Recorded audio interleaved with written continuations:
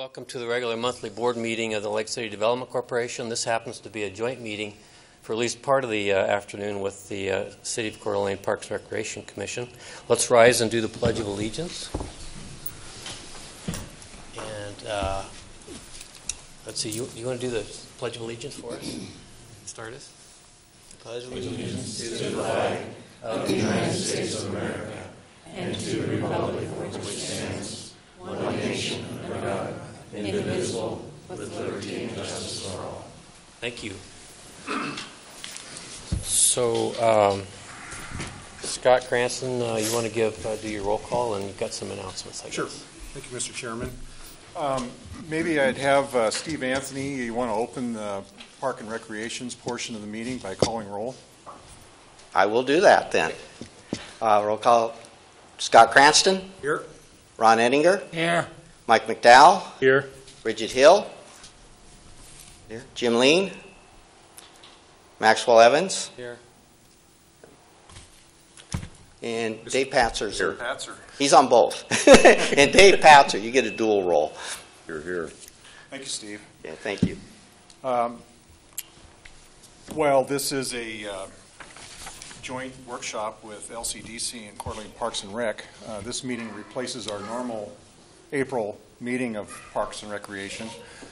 And I just will make the announcement that our next regular Park and Recreation meeting will be Monday, May 18th. And although this is the BLM corridor and the Four Corners Master Plan is the only agenda for Parks and Rec tonight, there is one action item moving forward to next Tuesday's council meeting, and that will be a 3-year renewal for the use agreement between American Legion Baseball and the City of Coeur d'Alene for use of Thorco Field at Ramsey Park. Excuse me, we already did that. City We General did it. Services? Yeah, we did it at General Services, yeah. Okay. Does that still go to council? Well, yeah, it can Okay. still go to council. Okay. Thank you, Ron. So with that, I'll turn it back over to you, Danny. Okay, so Steve, I think you're on hitter to do the presentation on the Four Corners. Okay, Welcome, well, Steve Anthony. Okay, well, thank you. This meeting today is part of the process in what we've been doing this basically for about 3 years now, and this is what we're coming to the LCDC with is some of the findings, some of our proposals, what we've heard from meeting with the stakeholders. The main purpose of our committee was to secure a lease for the approximately 30 acres of BLM property that borders Northwest Boulevard. I'd like to introduce, we do have an advisory committee that's been working very hard for almost a year now with representatives from the community. So we have Mark Browning from NIC, Amy Evans from the City Council, Mayor Steve Widmeyer was on the committee, Scott Cranston from the Park and Rec Commission, Dave Patzer from LCDC, and Michael Teague is not here today, and then Bill Greenwood and myself from the City of Coeur d'Alene as staff members. And we've listened, we've met with many user groups, met with many stakeholders. What we've worked real hard for is to make sure this has been a very inclusive project. As you know, we've had 2 public meetings that were well attended. The first one we had roughly 125 people, the second one over 200 people. So we've received comments from 60 user groups, 2 public meetings with over close to 400 people, plus Keith Erickson has kept the website going on that with comments on that. So our consultants, what I'm going to bring on next, have tried to weave everything together into a presentation that we can present to LCDC because you are going to be a partner in this. We've looked at this all the time. And I should say also that Tony Burns has been on the committee from LCDC to representing them. So we feel that whatever we do going ahead, that LCDC and the city will be a partner in this with our properties being contingent to each other. And you've also have funded the study. So it's a courtesy to come and present to you and then answer any questions that you might have on this with the Park and Rec Commission, and we have our stakeholder committee here too. And I think more this was an open process today just to bring you up to where we are at this point. And initially our goal is to be able to present a plan to the council that not only includes the BLM 30 acres, but also we've included the Four Corners, Memorial Field, and Independence Point as an addendum to the process. And I've talked to Jan a few times from BLM, and what that would be is our main goal would be to present our BLM plan, but then the Four Corners and Independence Point would be an addendum to that process. So at this time, I'd like to introduce Phil Boyd from Welch Comer, who will introduce his team, and then we're glad to answer any questions that you have, or we're hoping that there's conversation between the two bodies. Okay, thank you, Steve. Just while Phil's coming to the podium, we will have, once the presentation's over, we'll have an opportunity to talk among the two commissions here at the table, and then immediately following that, we have our regular first public comment opportunity on our agenda. So we'll have a mic out in the audience, so people that are here that want to comment will have a chance to do that at that time. Phil, welcome. Okay, thank you, Chairman, and thanks for the opportunity to come and talk with both the Commission and LCDC. Let me first, as Steve said, introduce the team. I think you guys know most of them. Dick Stauffer, Miller Stauffer Architects. You know Chris Bosley from our office. He's been integral in the planning. Del Hatch, if you guys know Del. Bill's part of the team, but he's not part of our team. So, and I think Steve introduced Jana Perano from the BLM, and Jana's been a key player, obviously, in this entire process. The agenda today, we want to talk a little bit about the project history, what Steve did. I'm going to talk just briefly about the master planning process and kind of the overall concepts that we use to move through this. I apologize if you guys have heard this before, but we kind of assume that not everybody has heard it, so we want to make sure that we're presenting all the information.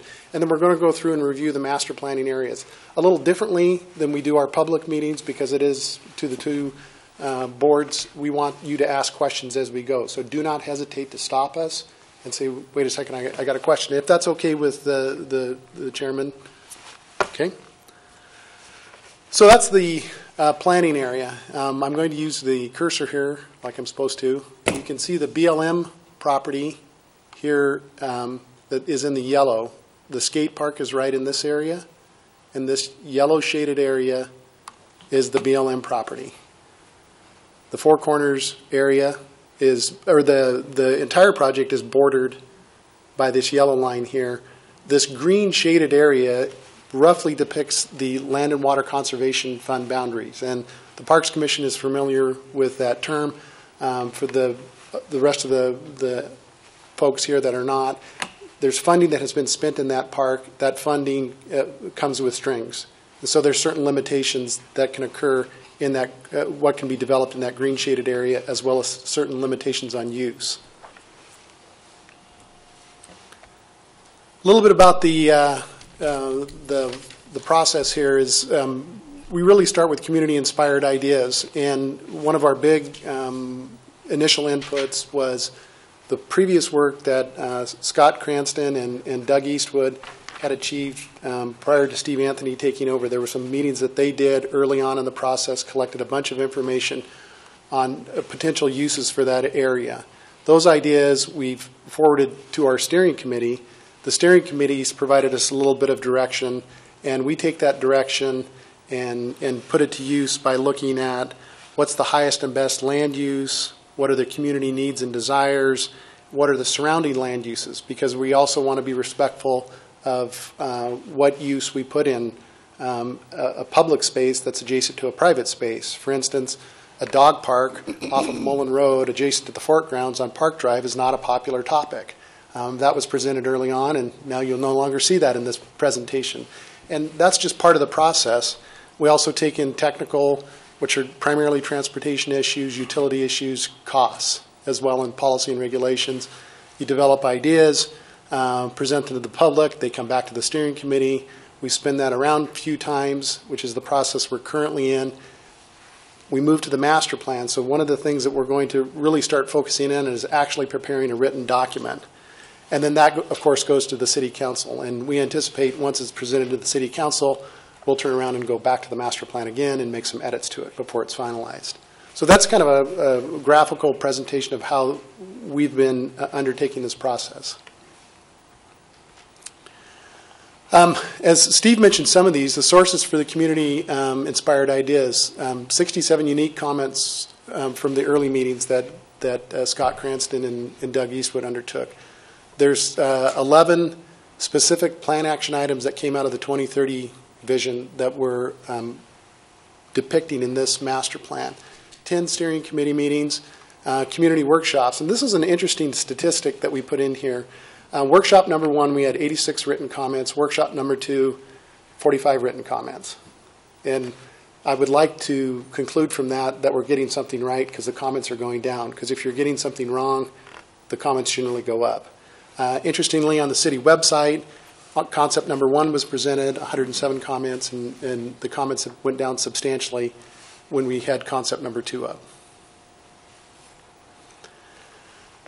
Planning sub-areas, and we're kind of using these so everyone has references that you can think about where we're trying to discretely plan areas.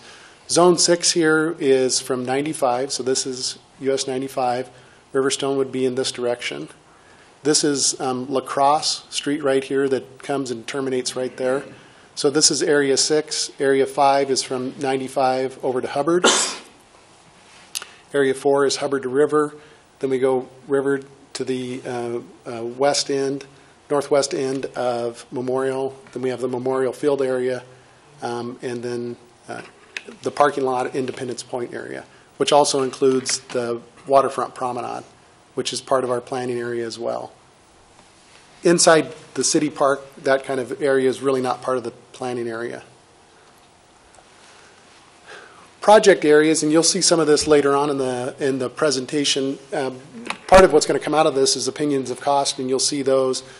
We tried to break them down into what are both rational pieces, what makes sense to get constructed together, and what seem to be reasonably sized projects. You can't go do all of this because it'd be whatever that totals up to, $5 million. And it makes more sense to slowly work through it. So we've identified these projects here. You can see in the colored zones. In the subtext here, it identifies the unique features that are inside each one of those project areas. And you can see this is the northwest half of the project, and then we get down into the end of the BLM property, and then the Four Corners area here. You can see there's a large number of projects in that area, primarily because they're pretty high dollar items. Memorial Field is a very expensive project because of the reconstruction of the existing facility. So at this point, I'm going to turn it over to Del. Del's going to walk you through from the west end, northwest end here up to Memorial Field. Chris and I will talk, or I'll talk a little bit about Mullen Road, then Dick will talk about Memorial Field, and then we'll move the rest of the way into the park. So are there any questions at this point, or should we dive in? Okay, we'll dive in. Good. Thank you.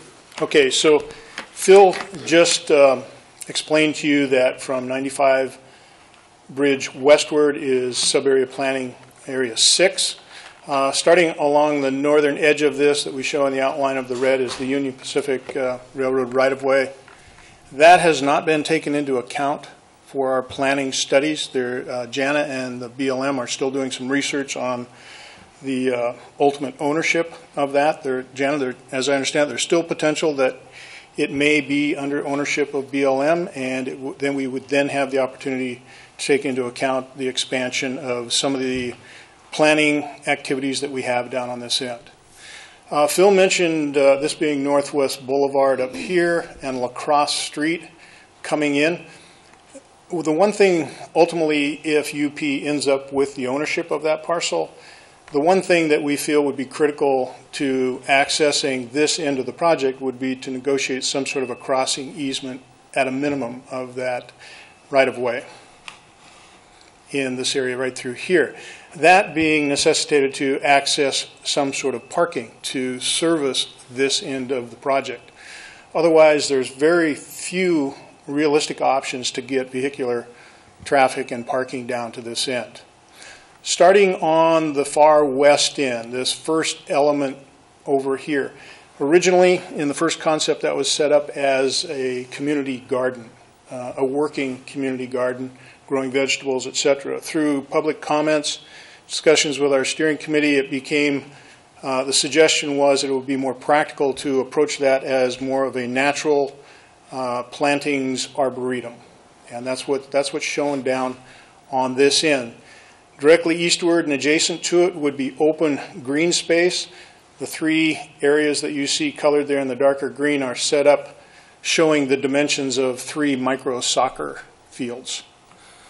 But otherwise, unstriped, it's simply an open grass free play area.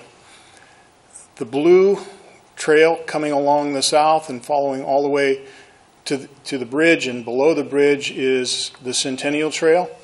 There's some slight realignment of the Centennial Trail, pulling it just slightly away from the water in this area. So the parking, roughly 86 to 90 stalls are shown here, I believe. Half of it kind of serving the most western half, the other half serving the eastern portion here.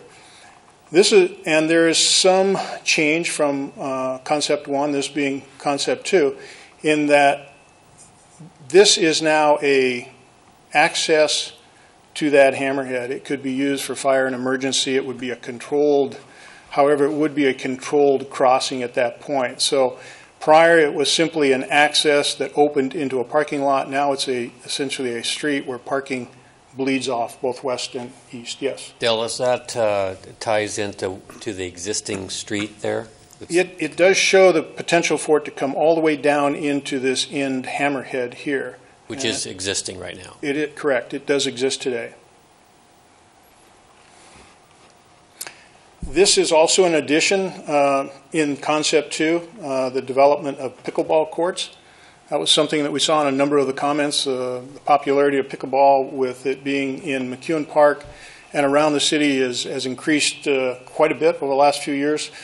There would be set up for 6 pickleball courts here. This area directly adjacent it was intended to be a little bit more of an open grass area with locations for individual or family type picnic shelter structures around it. As the trail moves away from the river in this area, this was proposed to be a large group shelter with restrooms. I should point out to you that we also proposed a smaller shelter and restroom over here servicing the fields. But this one would be a larger one, and the idea here is that it's placed as close to the waterfront as is allowable. It offers folks the opportunity to have a gathering community space right on the water.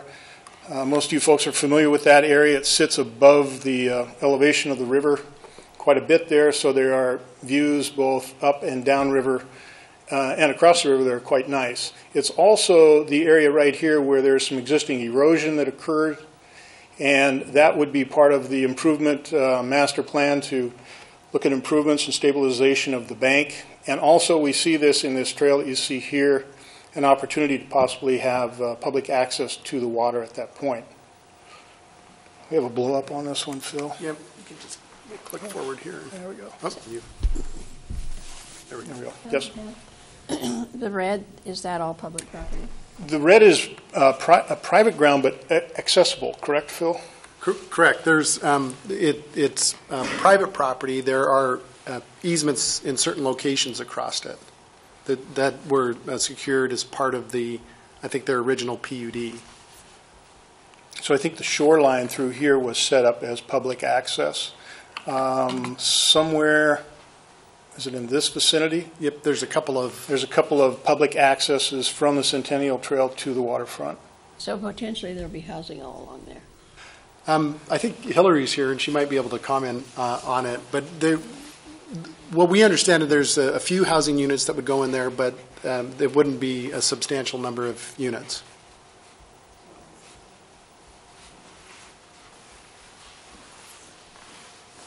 We'll get the authoritative analysis. Welcome. Hillary Anderson, our planning director. All right. Good afternoon. So the PUD had anticipated that there. Oh, was that the one? There we go. Thank you. That there could be 2 homes here, single-family homes in this location potentially, and then there would be some open space as well that was part of the PUD approval. So that's how that area would look if it were developed. Is that part of the Riverstone development then? Yes, that's the Bellrave and the Riverstone, yes. So this is a little bit of a blow-up of that area that I just recently covered. You can see it in a little better detail. Bottom right, yeah. Bottom right? Yep. Here's the area where we suggested that there's the opportunity to do some erosion control and riverbank improvements. The large shelter restroom, Centennial Trail moving behind it, this grass area and play area kind of enhancing that area through there, some of the smaller picnic shelters. And then the idea was also put forth is could the trail in this location also accommodate trail sculpture or large public art? That's what these nodes are representing through there.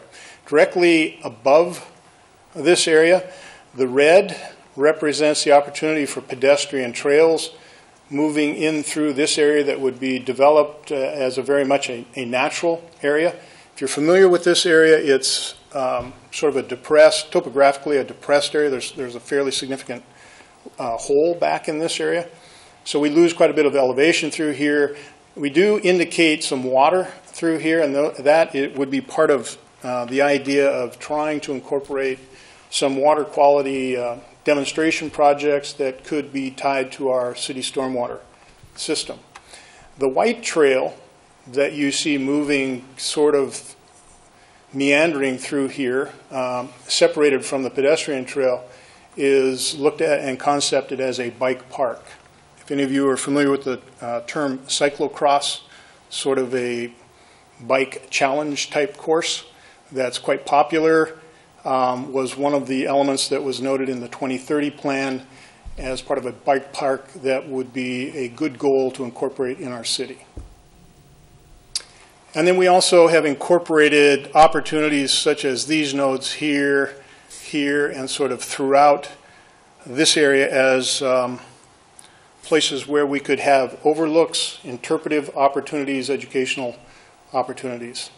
This is a view looking to the east, potential character of the shelter, group activity area for viewing on the river, some of that stream bank restoration and public access down to the water that we mentioned, the Centennial Trail moving beyond it, some of the opportunities for the trail sculpture, and then in the background more that natural area that would incorporate pedestrian trails and the bike park.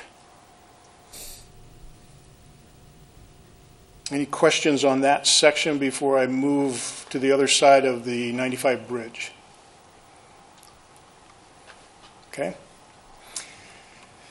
Now, I'll tell you that we're going to have a brief discussion as well on an element that has been recently suggested that we incorporate, and that is a possible dog park. As I move through this area, I'll let Phil touch on that in a second. So, orient you again, 95 Bridge, Northwest Boulevard across the top. The area shown in red on this portion of the plan is also private property. The concept behind this area and the Harbor Center area, University of Idaho's building you just see down here in the corner.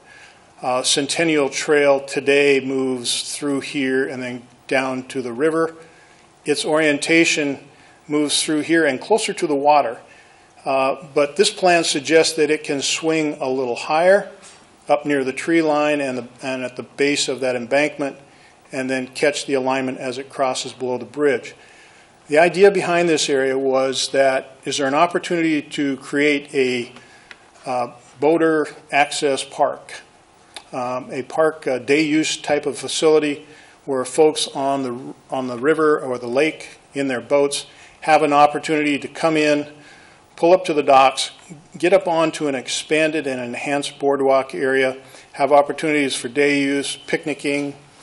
We also show a large opportunity for a shelter with restrooms here. There's been discussions about even being able to accommodate in this area maybe one of the lunch trucks or food trucks. You can see that the bike park that we described on this side actually crosses and takes advantage of the tunnel, crosses below, and then works its way back up into the timbered area up on the upper elevation of this section.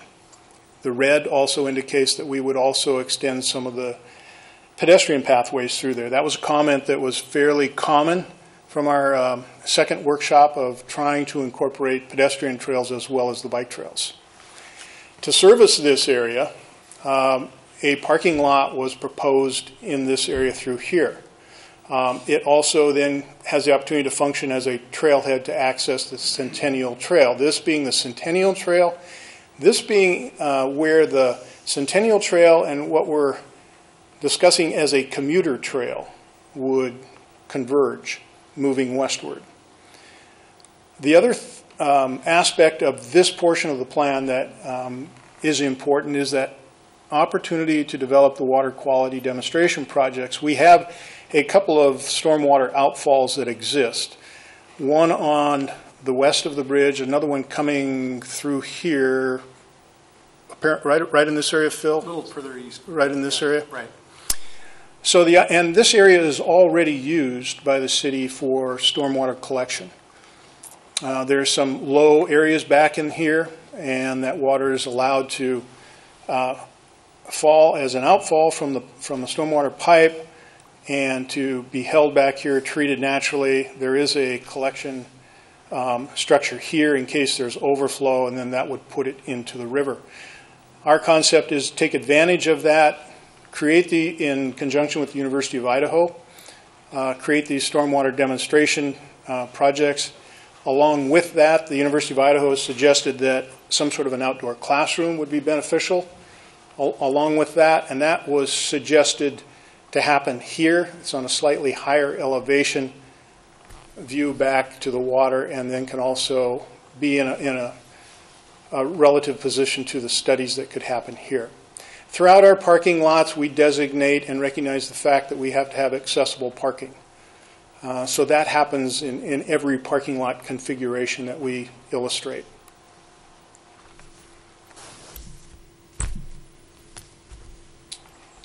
A little closer plan view of an expanded boardwalk idea. It would have lighting, again, some of the shelters for individual picnicking, both along the boardwalk and then tucked back potentially on the edges of the timber. Centennial Trail moving eastward towards City Park. This shows the expanse of that parking, roughly in the neighborhood of the mid-40s in the count of parking that could be developed through here. As you know, this is a fairly heavily timbered area back in through there. That's a view looking downriver of what that facility could possibly appear as. Enhanced boardwalk, some of these overlook areas with interpretive or historical opportunities for education of the public. The trail convergence that I mentioned with the commuter trail going off further to the north side and the Centennial Trail continuing here. This is envisioned as day use. 20 stalls are shown in both the plan and in the sketch, and then side tie-ups on this dock here. There's a current in the river here, so this is set up to provide somewhat of protection for breakwater. Okay, I think I'm going to let Phil talk a little bit.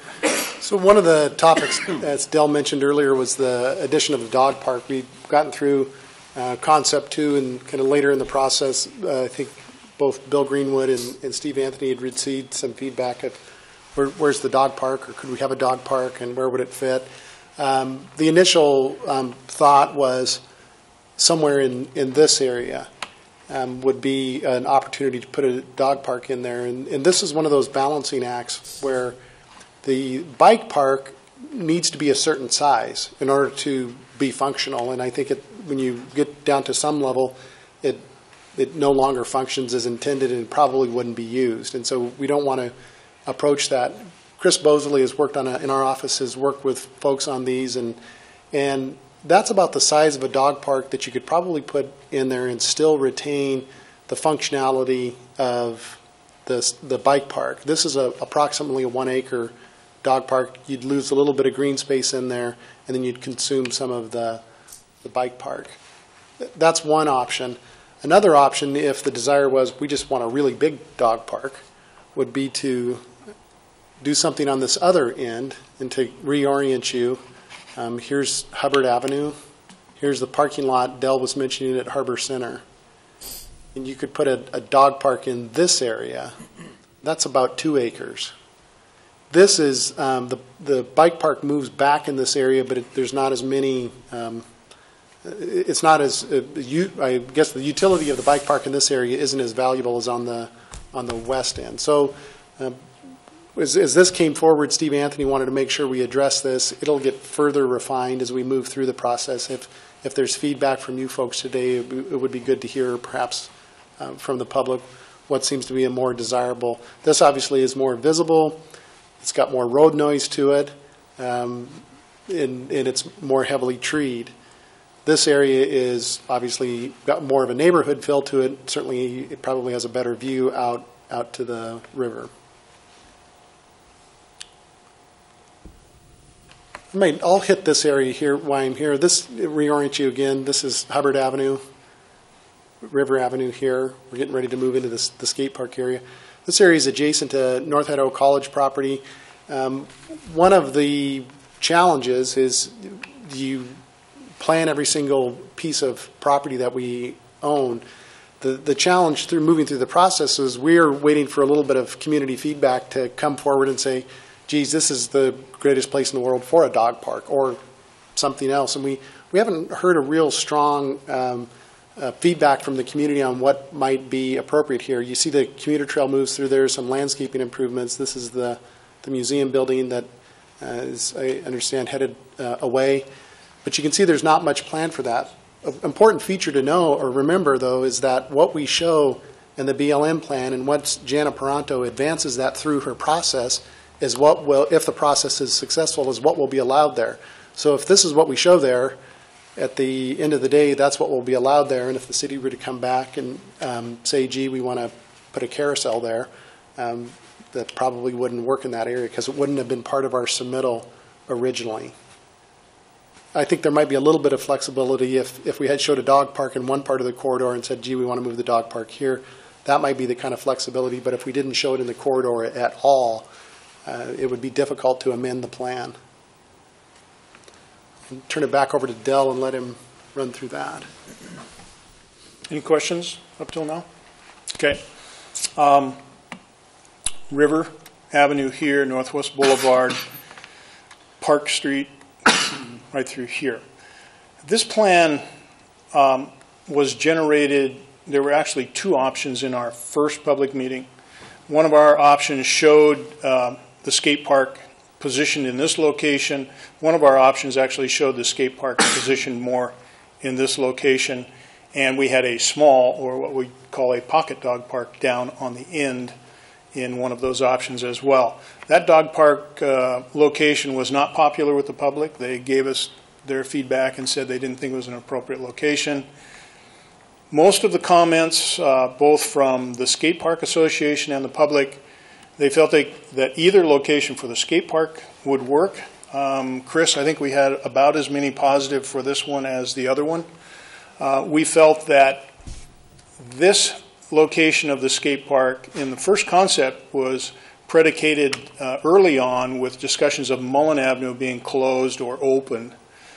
We actually felt that this location for the skate park opened up some good opportunities for us as it relates to facilities that can serve the 4 corners, the 4 corners in the ball field, and then more recreational opportunities in this area.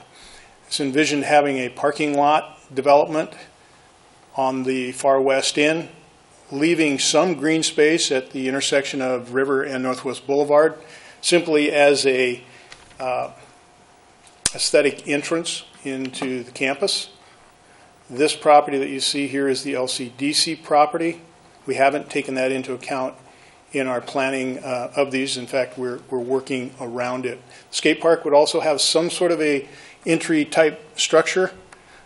This area through here was an addition based on public comment of a climbing park that would have boulders for climbing, maybe rope courses, etc. And then this court system that you see is set up for futsal, which is essentially an enclosed soccer activity.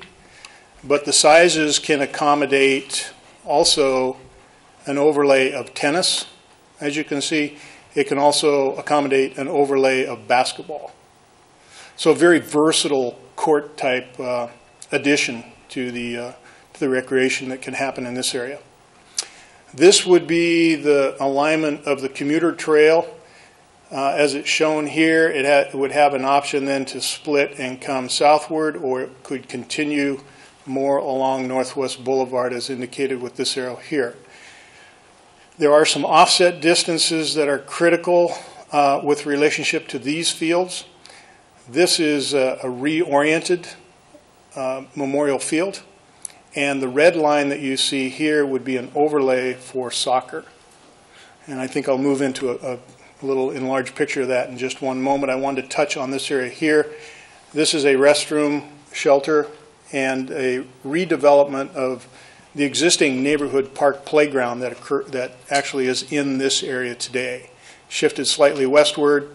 Some of the things that we heard in talking to both the Skate Park Association and the Softball Association is that they're very much family activities. So if one of the parents is active in the skate park or in the softball, one of the other parents might be with some of the smaller children.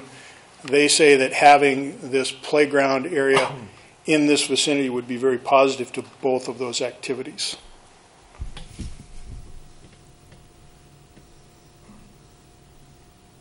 Just a slightly closer look. I'll just talk a little bit about, do we want to touch on this first or the ball field? Let's hit this and Mullen Road, and then we'll turn it over to Dick for the ball field. Okay. So as we get into the Four Corners area, and if you followed our process over the last few months, you'll realize that there's a lot of stuff going on in this portion of the plan. There is the idea that eventually surfaced based on discussions of Mullen being closed or Mullen staying open.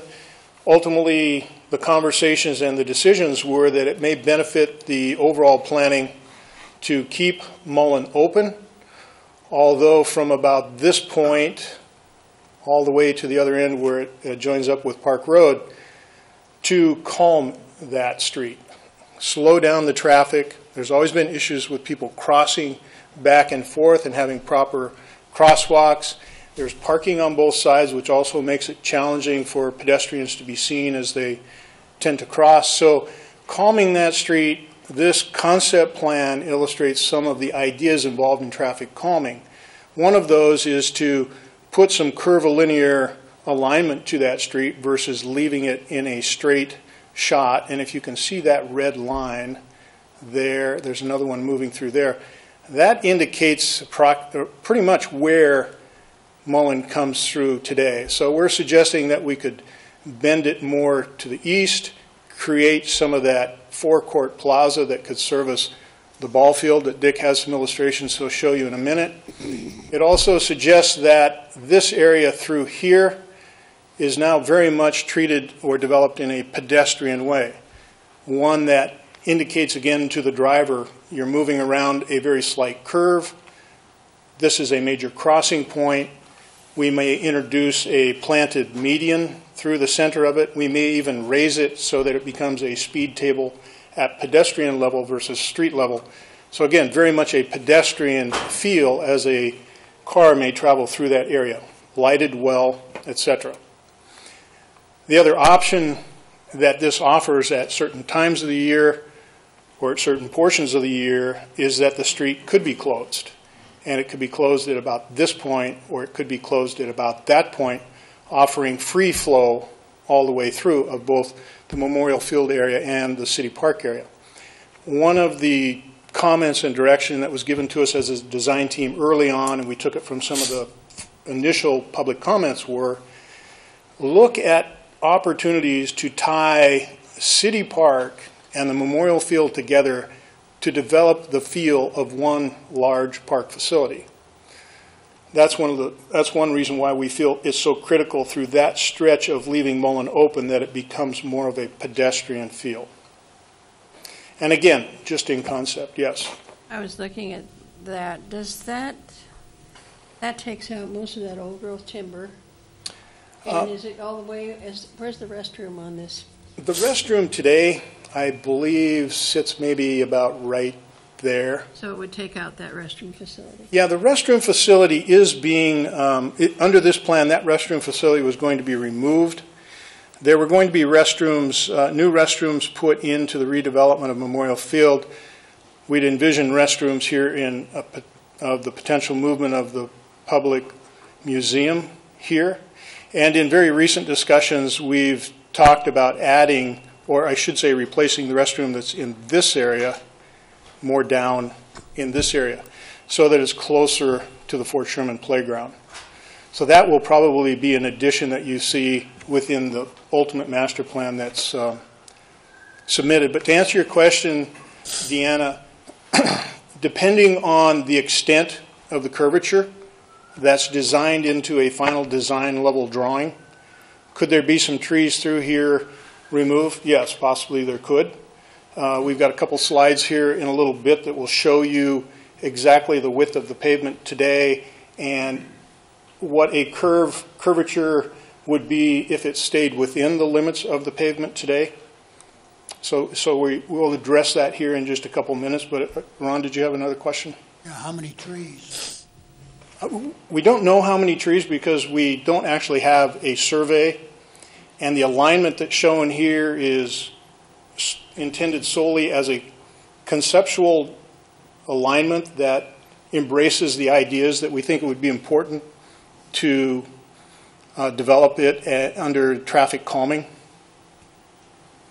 So it's challenging to say there'd be 6 trees versus 7 trees versus 12 trees, et cetera, at this point. Obviously, the potential is the further you move to the southeast, the more trees you obviously encounter through there. Mike? Yes. I spoke to Doug Eastwood this morning with regard to the trees, and he had recently walked the area. He did scale based upon the drawings here and indicated that based on this drawing, the shift is about 75 feet into the park. And based upon that, he said that there would be somewhere between 15 and 20 of the older specimen trees that would have to be removed. I think one of the challenges with this, and to some extent that misses the point, part of what we're demonstrating here is the concept. It's not a design detail, and we met with Doug and the Kiwanis group and tried to articulate that understanding. As a concept, does it make sense to leave the road straight, or would it make sense to put a bend in the road to calm traffic? And that gets balanced with, well, are you taking 20 trees? Well, no, we don't want to bend in the road. Are you taking 2 trees? Well, maybe we would like a bend in the road. And those become design criteria that make their way into the master plan, because really what this does is you're setting the foundation of a future design, and here's a quick illustration of that. That's a bend in the road that stays within the existing alignment. So if the decision based on this drawing is we don't want to bend in the road, well, that's probably not a great decision because you could put a bend in the road like that. It doesn't accomplish as much traffic calming, where if we put a slight bigger bend in the road, which might require a removal of a tree or two, you would achieve better traffic calming. So these are one of the balances that you work through at the design level when you actually are designing the roadway. And Doug's point was really a good point, that we need to make sure that we identify what's the balance between road alignment and tree removal. And tree removal, I think most of us would agree, is a significant consideration in the design. I'll kick forward here to an illustration. This is that area where you would see the bend in the road might occur, and here's 2 trees that, obviously those are important trees. These trees here may be equally important. Bill Greenwood might look at them and say, by the way, one of those is diseased and I'd love for you to take it out. And the bend in the road could shift a little bit in this direction. And you can see from my earlier map, this is what the road looks like now. Chris Bosley put these together, and I think they're very illustrative. And if you were to shift the road, that entire shift occurs inside the existing hardscape section that exists there now. And so the point is good. It's certainly something that would be written down in the master plan. What we always get a little bit concerned with is as folks attaching themselves, and the mayor mentioned this to me about Independence Point. Let's not attach ourselves to one particular issue that disrupts the entire plan, because what's really important here is getting the BLM plan done. So I don't know if that addresses everything, Mike, that It does. I do, if I'm allowed, Sure. one other question. There's a triangular piece that was included in a prior slide that was excluded from this planning effort that was really part of the original planning effort that's currently held by Lcdc. And it would seem that it would allow more flexibility to move facilities within that area if you had that area to plan within. I would wonder why we excluded that from the overall planning effort. Well, I'll try to address that, if you want me to, Phil. We've had some discussion back and forth about that, Mike, and I think at the end of the day, we hadn't really planned, we hadn't really kind of come to some conclusion about how to utilize that property. And I guess in one sense, if you put it in, it's kind of deciding what to do with it. If you leave it out, we can always decide to put some of it back into this effort, or the other option is to look at some sort of redevelopment that might put it back on the tax rolls, leave some of it, some or all of it private. So it's still an open topic for discussion, but I think that's pretty much why it didn't get put in sort of whole scale at the beginning of this process. Well, initially, I think it was part of it because it was part of the LCDC holding, and it was because the first draft I recall having seen at the workshop, it was part of it. The second one, it was removed. I'm concerned that we're encroaching into park space. If we had this, we wouldn't have to encroach into park space for the provision of the facilities that are proposed. I think the plan overall is a great plan. Don't want to cast any dispersions that way.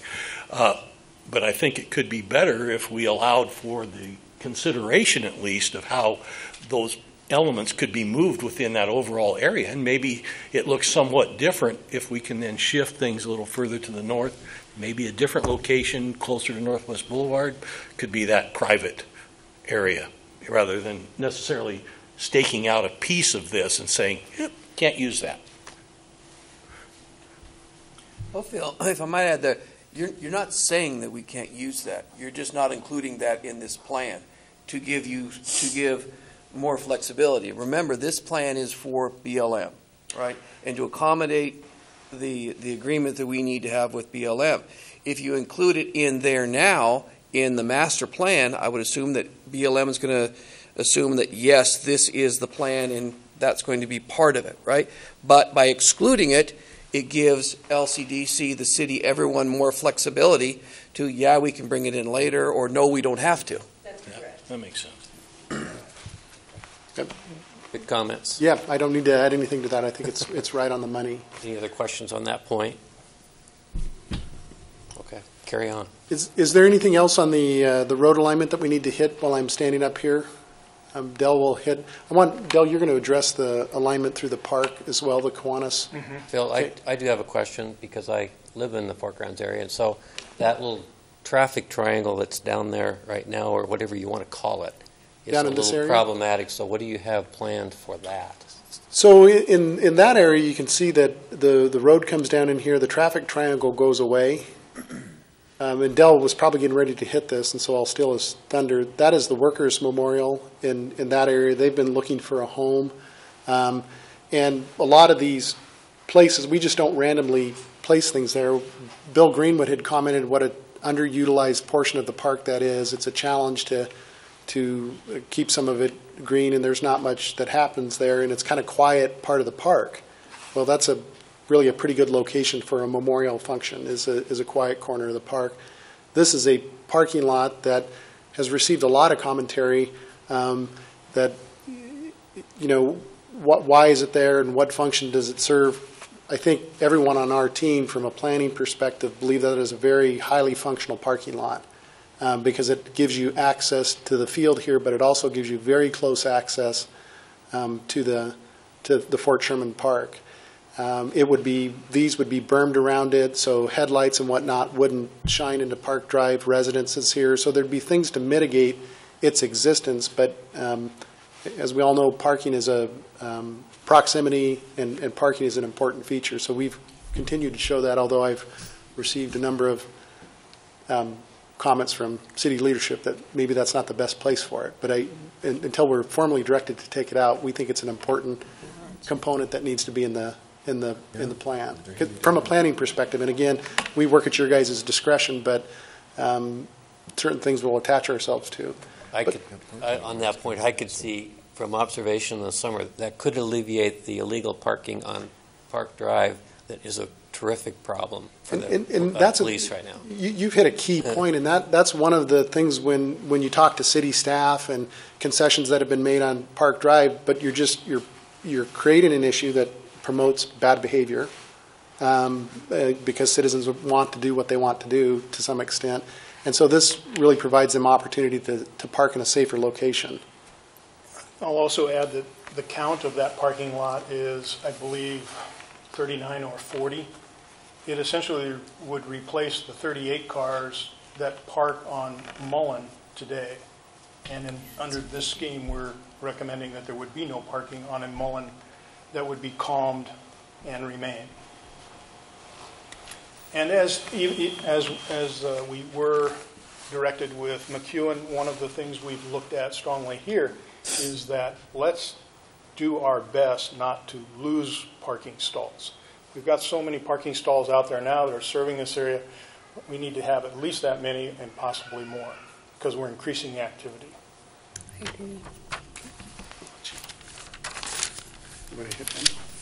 While they're kibitzing back there, I'll move through one other commentary. When we met with the Kiwanis folks, which, as you guys know, the event that they conduct in the park is a significant fundraiser, and this trail that moves through the park here, the Centennial Trail, and it's interesting, there's actually a debate on whether the Centennial Trail exists on the Waterfront Promenade or in this alignment, and Steve Anthony tells me it exists in both locations, which I'm not certain how that's possible, but apparently it is.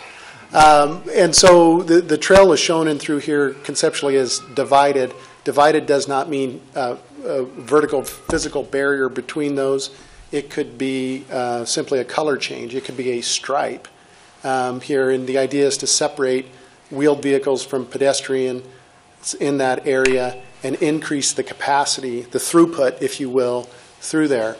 So one of Kiwanis's concerns was we can't have barriers across that trail, and I think we addressed that concern. The second concern is just the width of it, and would it impact trees and those types of things, and trees primarily through there. And again, it's a design consideration, and it's certainly worth noting that you can make that a design criteria. Widen the trail where you can, or slightly realign it if possible. So very good point that Kiwanis had brought forward to us that we just recently met with. I think I addressed it. Mm-hmm. Okay. On the trail, but what happens with your commuter trail? So that's been another the topic of debate. Currently, the commuter trail comes down this alignment here along the Centennial Trail and heads in this direction. And even internally on our team, we've debated, is that the best alignment for it, or is the better alignment to continue along from Independence Point along here and parallel Northwest Boulevard. This concept here you see has the idea of an underpass to a potential future county garage. If there was a city-county partnership, that creates a little bit of an expense and a challenge to get a commuter trail through there, but it's not insurmountable. The bigger issue for engineers is this conflict. And I think if you would ask Chris and I, if we get to choose whether we put a bunch of bikers here to potentially interact with all the cars coming and going in that relatively busy intersection, or put a bunch of commuters down here in kind of a quieter street, we would choose to put the commuters here. Just from a safety standpoint, we tend not to want to mix the commuters with the vehicles in here. there are other balancing considerations in that, because there's been quite a bit of passion that we want the commuter trail to be a straight shot through there.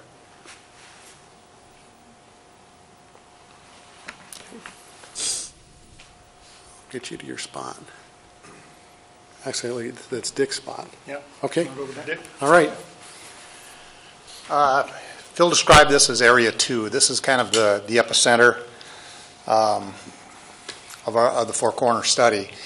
And this includes 6 distinct and 7 with an asterisk separate projects, the first of which is Mullen Avenue. And you've gotten a thorough discussion on Mullen Avenue already, so I'll skim right past that. Although it bears mentioning that at the first public interaction, or prior to the first stakeholder meeting, the Fort Crown owners were uniform that Mullen should be closed.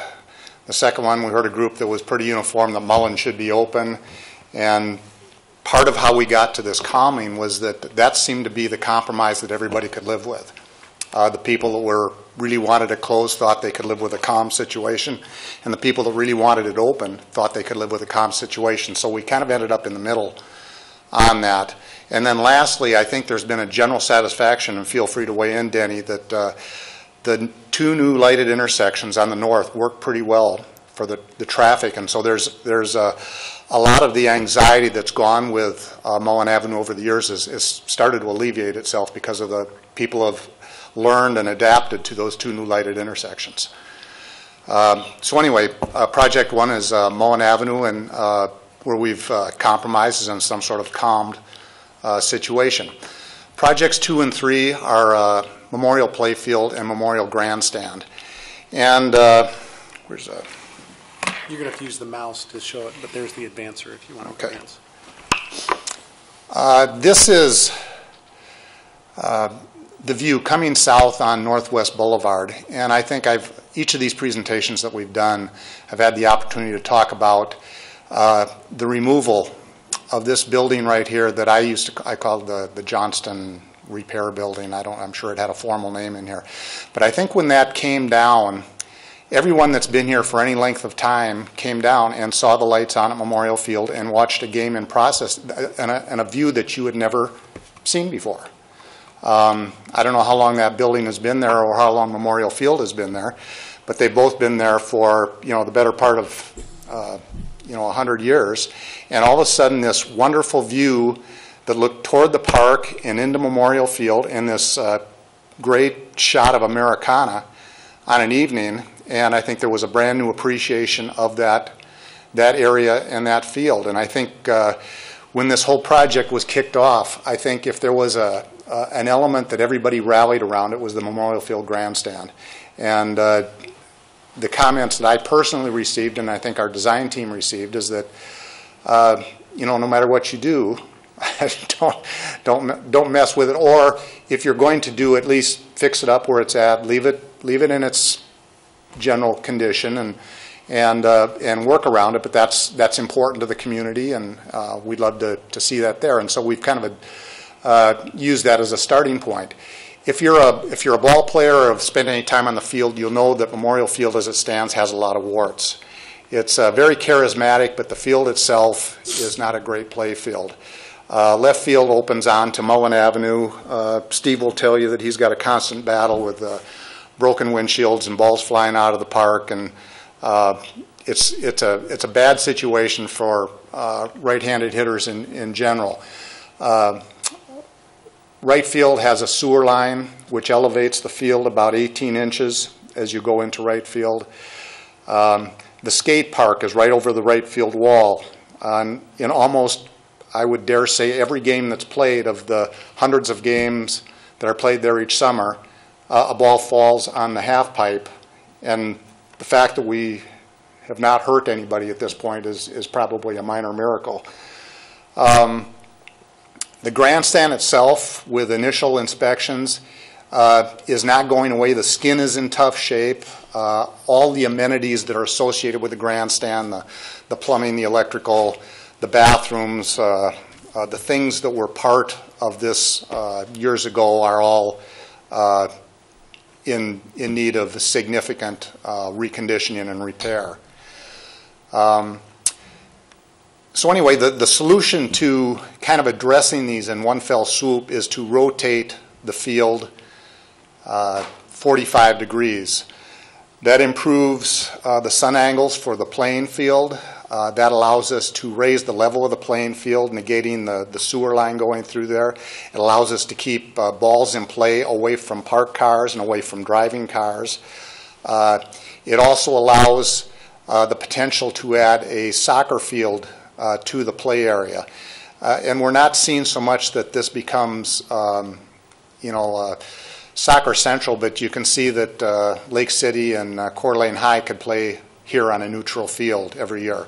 We're also suggesting that this could become a synthetic surface, allowing NIC women's, which is already in season in March, to play those early games, and for the fall leagues to actually have a good field that would go into the fall very heavily. And I won't cite any statistics, but Steve would tell you that this is a very heavily used field. It also has some drainage issues that could be solved along the way. You can see the Memorial Field is It'll come back.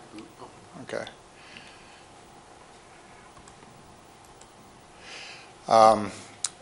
Some of the grandstand is restored on the tail end to keep some symmetry in the seating areas. Nothing near as grand as the 500 seats that are there now, but to include, and all of a sudden you've got a realistic gated field of play for other types of activities. Sometimes when you're charged with these planning activities, you find you wear more hats than you planned on. You do the architecture and the planning and some of the engineering, but inevitably you end up being an accountant and a lawyer and assisting with pro formas and some other things. And so as the result of examining these things, you say, well, how are these facilities self-supporting? Where are the revenue streams? How are these things to take care of, and working with all the people that are surround these activities? So the pointer? Oh, okay. Okay.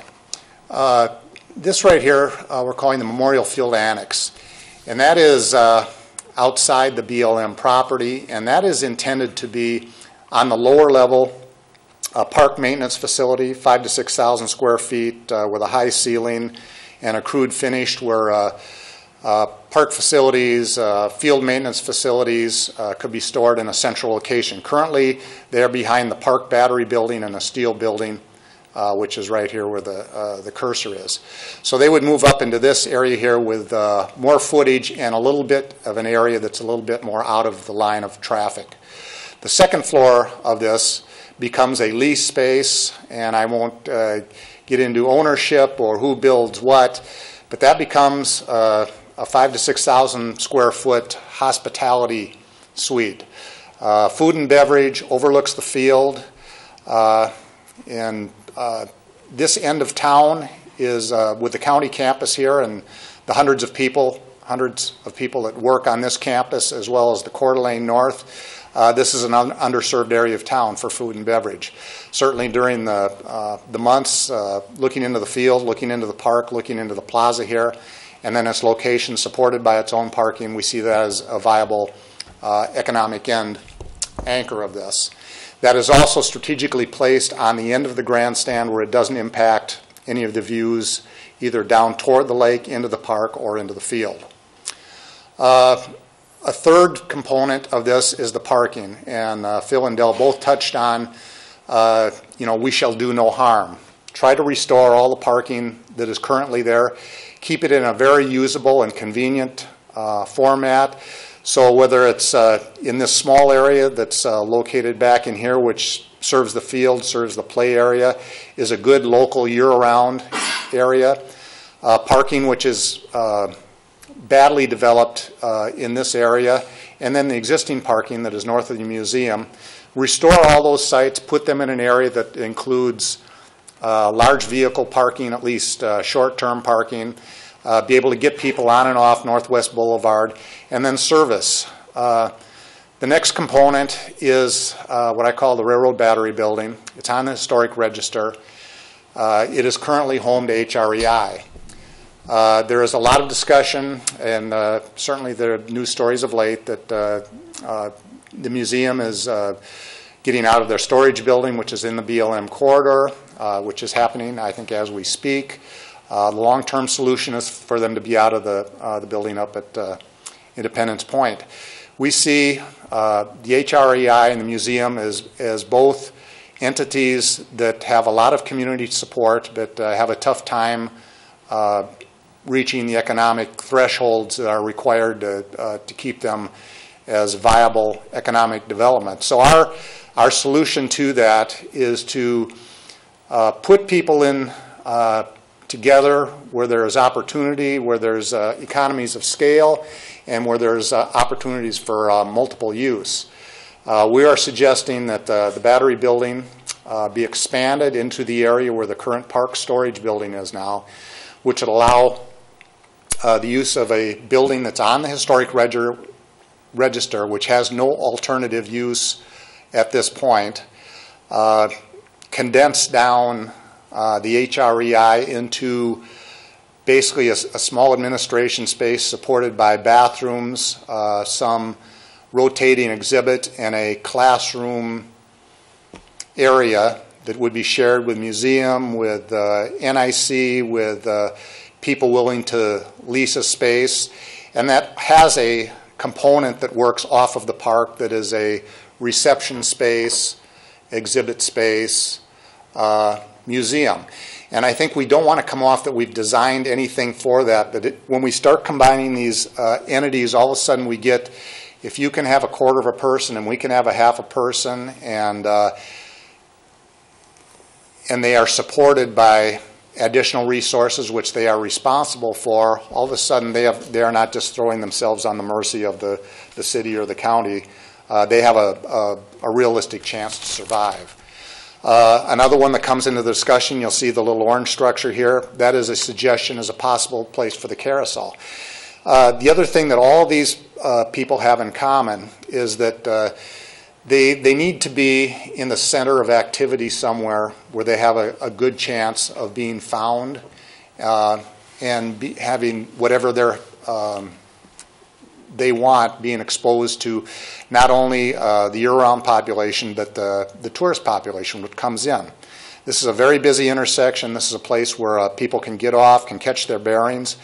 The rebuilt grandstand would have bathrooms, concessions, probably some administrative area. That is a natural piggyback for a carousel operation. Ticket sales that would not have to do their own. These are the kind of things in their business model that have not worked well for them before. Trying to do all those things on their own and and making the ends meet at the end of the year was just not happening. If they can piggyback on some other things that are going to happen anyway, maybe they become more viable. Maybe the use of municipal facilities are enhanced and helped to be maintained by another entity. Same true with HREI, the museum. I throw out NIC's name here with both the field and with this facility, and they haven't volunteered to do anything, but they are a natural partner in these types of facilities, and whether they're a big partner or a small partner, there are things here that would work well into their model, and certainly University of Idaho and Lewis Clark and some of the others that could be partners, the chamber, that sort of thing. Oops. Excuse me. There's that view coming down Northwest Boulevard looking in. The plaza area, which Del touched on briefly. Once again, you come into this, maybe you come in, you see the carousel. If you're looking to the left here, you're looking right into City Park. You're looking across. You're seeing through the trees into the lake. There's a canopy down here that maybe has men's and women's bathrooms. It has concessions. It has ticket sales. This is the annex building that might have hospitality on the upper level. Is kind of disguised as a lower level park. Convenient parking on the left. There's softened Mullen Avenue on your left. This is up at 15 feet looking onto the field. For those of you that have been up to Kellogg, you might visualize a nicer, dirty Ernie's. Looking back, once again, opportunities for public art. This is the Battery Building, cleaned up. It used to have an eyebrow on it. We found from the historical photos. We would restore that. I think there's a fear of this building because it is in such distress. But the reality is there's 4,000 square feet. And they've over the years, there's been an attempt to put some lipstick on it and try and put some Band-Aids to bring it through. And it's still a bad building. But it is a very savable building. It is a historical building. It is one of the few links downtown to the railroad, which is a very important part of our history and legacy of the Memorial Field area. But we would add on to the back. We would restore all the brickwork. We would make that into a good building. So I think the museum folks have expressed some concerns about that if they're a good compatible part to here. But I have every confidence that we could make this into a very nice serviceable building, low maintenance type building. Looking back from Northwest Boulevard, now if you're coming in with your 40-foot motorhome, you take the soft right, you pull in here. You've got short-term bus motorhome parking here. You get out with the kids and the dog, you run around, everybody goes to the bathroom, you figure out where you have to go to get to your spot. Or anyway, there's a good safe zone to get out of the car. The teams and the tournaments that the Recreation Department promotes all year. This services their activities in the plazas out here very well. This also becomes a nice, it becomes a knot through to the foregrounds. Everybody's going to use those signalized intersections. This really diffuses you right here and pushes you into these parking areas. There was a lot in a hurry there, and I've probably already overstayed my welcome, but this is going to move you down into Area 1, which is Independence Point, unless you have any specific questions. Questions, Dick? Del? Phil? Those illustrations that Dick did, I think, for what it's worth, received a lot of positive public feedback. It's always a challenge for folks to look at even one of Del's wonderful drawings like this, to visualize things in 3 dimension, and those drawings Dick did were very valuable. Moving into this Independence Point city parking lot, I'm not going to spend a lot of time on it. The idea here, I think a lot of us have heard about the Independence Point options that might exist or that might be available out there, and I'll quickly go through those. From our perspective, as planners and engineers and landscape architects and architects, we envision this as, I think a lot of us do, as very, very valuable city property. Would you plan to put a parking lot on it if this is where you were starting? Probably not. A parking lot is what exists there now. It's we've received a lot of feedback that that's what should stay there. From both, probably senior citizens in the disabled community, we've made provisions in this design here that would provide access for folks that might have a challenge, whether it's in a wheelchair or just walking, to get down to the waterfront here. There's handicap parking in this zone. You can see it's all missing here. There's no parking at all. But it allows you to get down in here and an accessible dock, perhaps on this end or somewhere along this beach. Design level detail, but an important feature we've heard. That met with some challenges, and the steering committee said, gee, can you come up with another concept?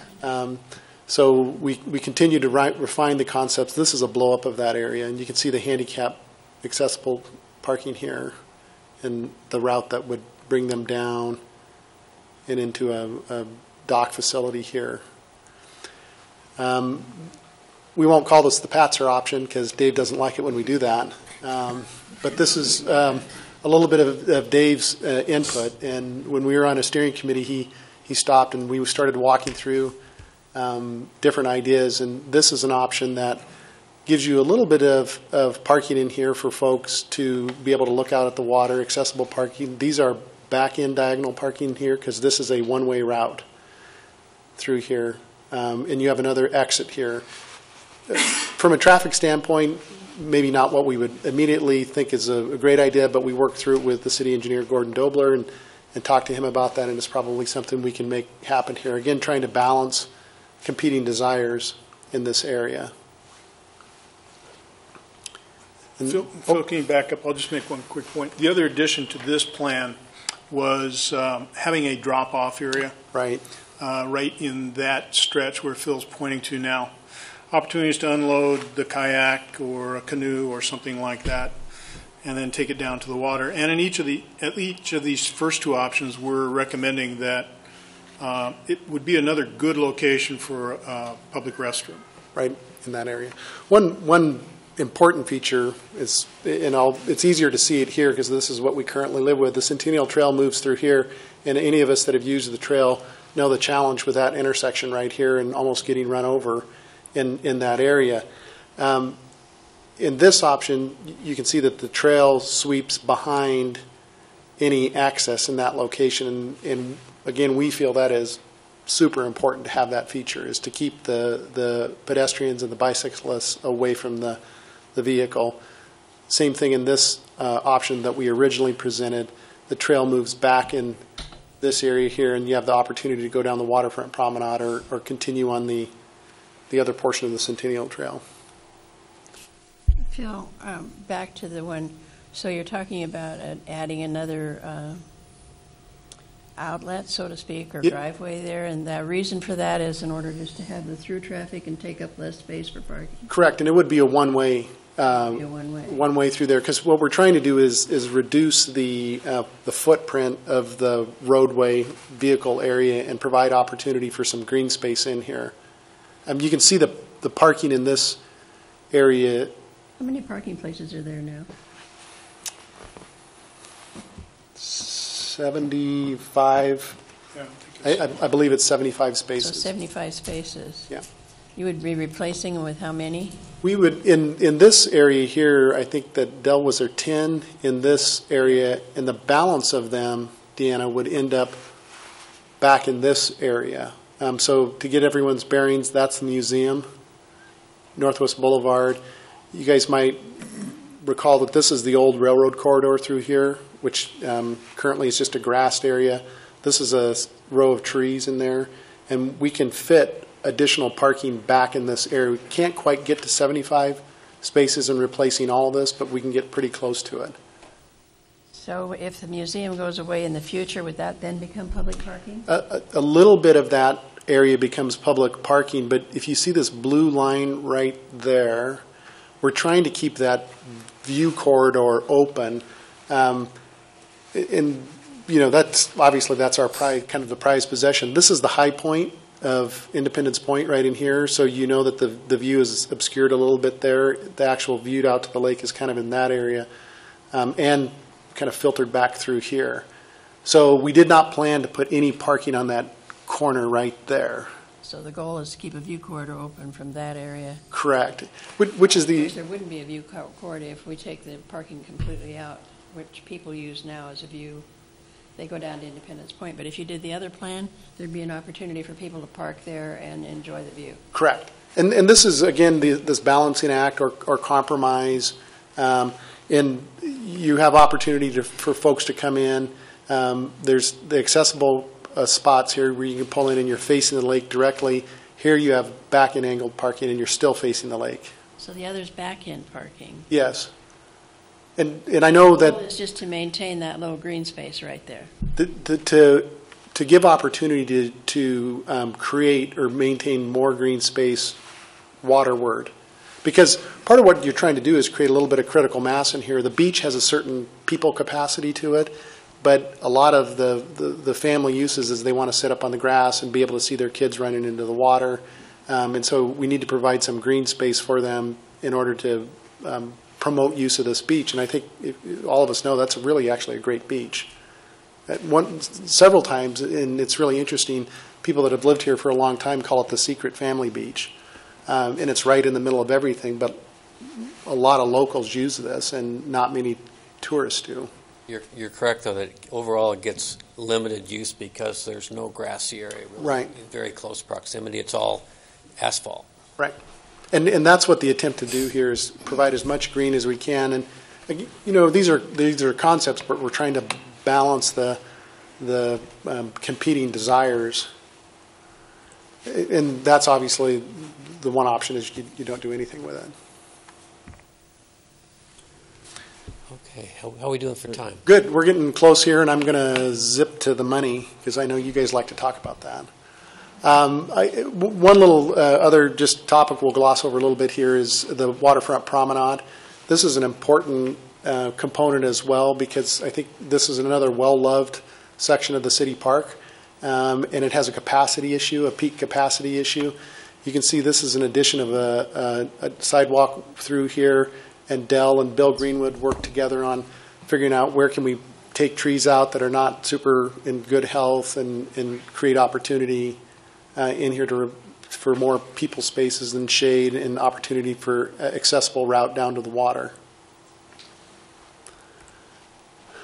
This is the money part, and I'll go through it relatively quickly.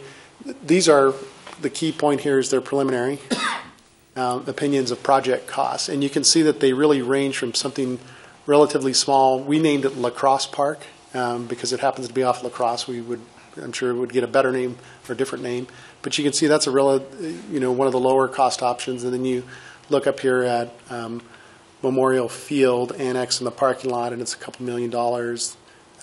And so there's some pretty sizable projects in there. There's Memorial Field and the commuter trail, and that's about a $3 million estimated project. One of the things that we ultimately want to end up with, and we'll need some more staff input to accomplish this, is an implementation plan. If at the end of the day the folks say, "Gee, we really like these. It's going to be a challenge to fund these. How do we get to the funding?" Well, there's a lot of opportunities, grant opportunities, funding partners. Dick mentioned North Idaho College, University of Idaho.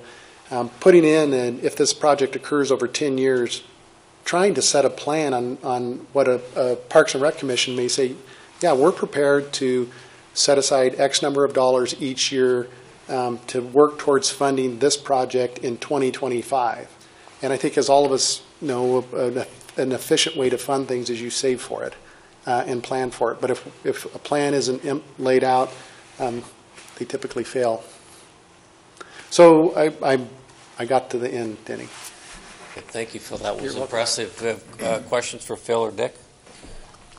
Phil, can you maybe just touch on the process and schedule moving forward from this point?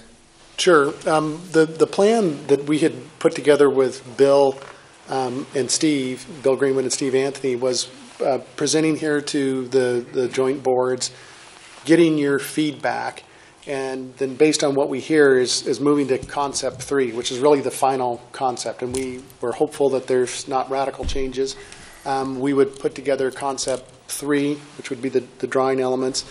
We would also work with staff. Hopefully there's some ideas from the board, both boards, on what funding might be available each year to put a funding implementation plan together on how we might accomplish these projects. Because then when we advance it to the city council, we want to be able to tell the elected officials, here's what's been vetted visually, here's the cost of these things, and here's a potential plan on how you might choose to fund it.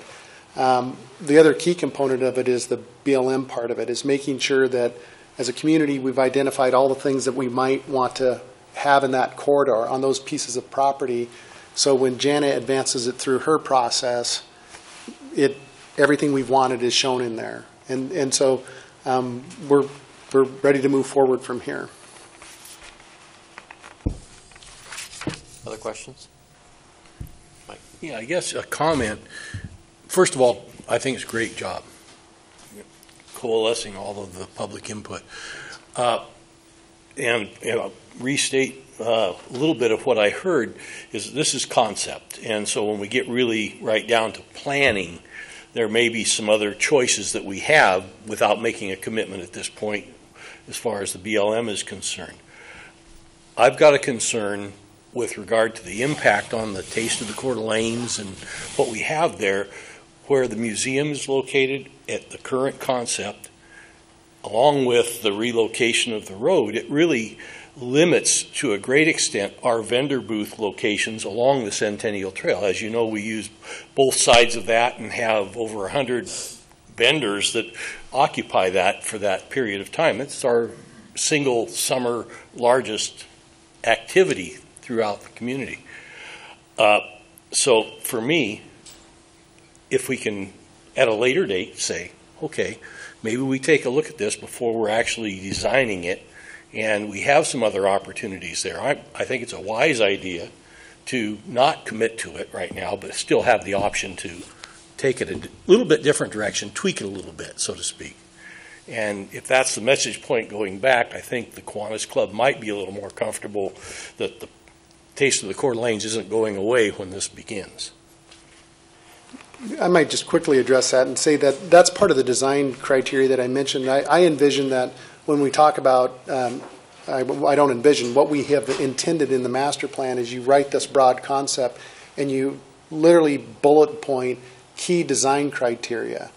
And that actually does two things. One, when a city council person is reading and says, Kiwanis is a prominent use of that park and things should not impede the use of that, a city council person can say, gee, I agree with that, or strike that out and say, I think that's a horrible idea, which I don't think that would occur, but I think that's what we attempt to do in a number of locations of the report. So then when it's picked up 5 years from now, the team opens it up and reads it and says, oh, yeah, I remember this design criteria that's been vetted with the public. Kiwanis is a really important criteria. Trees are important criteria. The commuter trail on Northwest Boulevard is a strong consideration.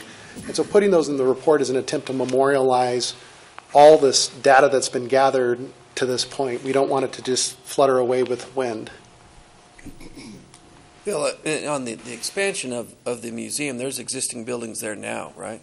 Yes. There are storage buildings. And there's a... So there's storage buildings there right now where the museum would be expanded to. And when we planned the Four Corners the first time, we limited it to that area. This appears to go a bit beyond that, and that was my concern. Yeah, and you can see in this picture, Mike, that we've got up there, you can see this steel building, and then there's a driveway back in this direction, and this is the space that's immediately behind. And I think Dick's attempt was to try to focus everything in that area and actually have a front door or back door, I'm not sure what you would call it, a door to the park that would draw visitors into there. That's actually a key component in the Land and Water Conservation Fund, as you well know, the strategy of working with those folks, because there's limitations in this, and you really have to kind of thread the needle with those folks and be able to accomplish a museum in that area. We've met with Kathy Muir, and we're going to have another meeting with her federal counterpart to vet these ideas, because, again, we don't want to put an idea in the master plan that doesn't have a potential of success. Deanna, go ahead. Phil, I'm trying to focus on that place where you're talking about. We've got the driveway coming in. Ryan? Right there. Out there, yeah. Yeah. So this building, would this expand beyond the driveway into the park, or will it be on the museum side? Or the... Yeah, I'll field that again, and that falls under the same, that's really the same answer as we talk about the trees. The general idea is that it would take up that area immediately behind that is currently occupied the other building and is kind of dead space right there. We absolutely know that fire lane and that service lane has to continue to go through there. And once again, that would be one of these bullet points in how this is manufactured. Would it slide over 10 feet maybe? Part of and this is a great slide right here, part of the big picture concept here is to draw that Memorial Field Plaza into the park and have that all act as one. And so there's probably almost more than one way to slide down there. But, at its very basic, the fire engines need to be able to go in there and turn around. Kenny's going to make us do that. We don't have any option there. And then we also know that just from a convenience standpoint, whether it's Kiwanis or any other activity in the park, they need to be able to get in and out and service that. Bill needs to service the bathrooms down there and get his stuff. So those things, although not depicted real tightly, absolutely are one of the bullets that go into this larger design. And I have one more question. I'm sorry to ask so many questions. Go ahead, Deanna. Good questions. The BLM, as we get in place with the BLM and we make these plans, then how set in stone are they going to be when we work through this process with the lease for the BLM. And so once we say this is what we're going to do, does that mean this is what we're going to do? I think I'll have the authority speak on that topic. And Janet Pirano, you guys have heard us mention our name, and she's been a great partner in this process with us. Welcome. You didn't really think you'd get away without having to answer one question. Oh, darn. No, I don't mind. Thank you for inviting me. Jana? Okay. I didn't know if you could see me because I could stand on my toes. The main components on the BLM need to stay. I mean, we can tweak it a little bit, not a problem. But we need to know the main components. What are the big picture items that you see being in that corridor? So, and it can be tweaked a little bit, but not major. Like if someone decides that where the blue storage building is, we want to put a swimming pool or something. Well, no, once you've submitted this is it. But the little things can be tweaked. That's good. Good information. Thank you. Thank you. Anything else of Jana? Yes, while we've got you here. Does that same type of limitation apply to those areas that are not part of the BLM corridor? No. The reason we want to know about this, it's a connected action. Right. So we want to know, okay, so this is what you plan on doing with the BLM corridor. What are you going to do with this that might impact the BLM corridor? So if we slid things around a little bit and kept the same elements and jockeyed them around a little bit, that'd be okay. Yes, sir. Anybody else? Thank you, Jana. Thank you. Brad. Maybe it's more of a comment, and I don't know which way to turn because everybody's all around here. But you mentioned, giving and taking and trying not to lose parking spaces, and I kind of think you need to do better than holding even because if anything, this will increase the use, and I think, you really need to look at any way you can increase the parking over what we've got rather than just giving and taking and trying to stay even. And I don't know if at some point the land value is so great that, in the future we have a place plugged in for multi-story parking. I don't know, but I think you really need to look at, trying to increase the parking rather than just hold even because it's not adequate as it is. And I totally understand trying to put some green space down at Independence Point, but I'd encourage you to try and put a few more spaces in there. I mean, 79 spaces is a lot to lose, and I don't know if we need to keep, I don't know what the number is, if it's a quarter of the spaces or what. I think it's great to have handicap parking in there. I think it'd be really nice, though, if you have some able-bodied parking in there. I see people use that, and it gives people such close access to the lake. You see couples holding hands staring at the lake. You see people eating lunch there. And it's just, if you can leave some limited parking there so people can pull in and just enjoy it. And it's kind of neat for all seasons, even in the off times of the year when the temperature is kind of low and it's not that warm out. Maybe people don't want to park up somewhere and then walk down to the green space. They can just pull their car in and kind of be right there and enjoy the view of the lake there. So I'd really encourage you to find a compromise and leave a little more parking in there for everybody and not just take that off just to make a green space there. I think you're very talented designers, and I think we're lucky to have you here in our community. But I guess that's just my 2 cents from a practical standpoint there.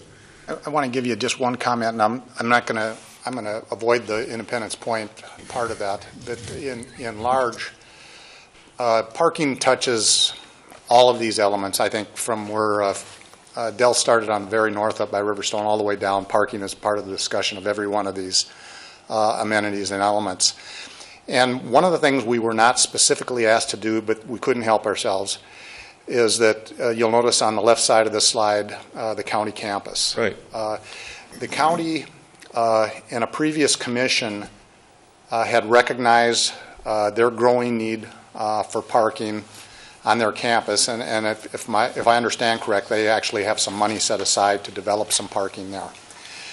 And knowing this, and we approached the commissioners early on and said,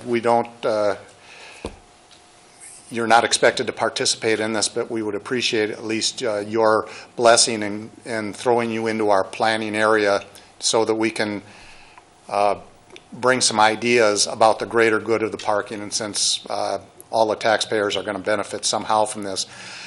In our professions, the cliche is you don't design the church for Easter Sunday.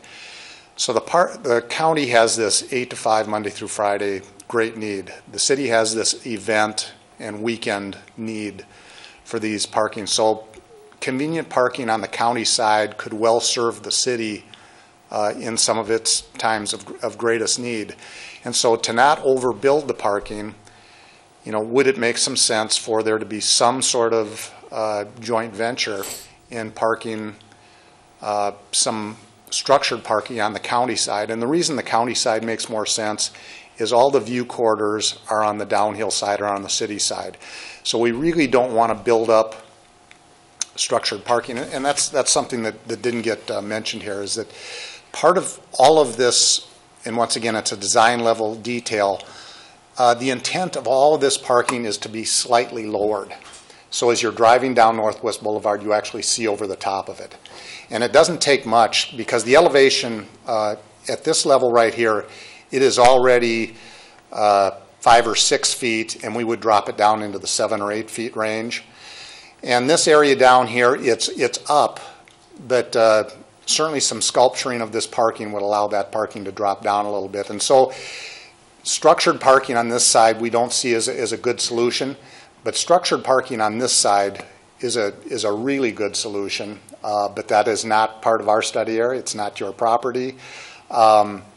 They have a need. They have some money. We know some other people have needs and money.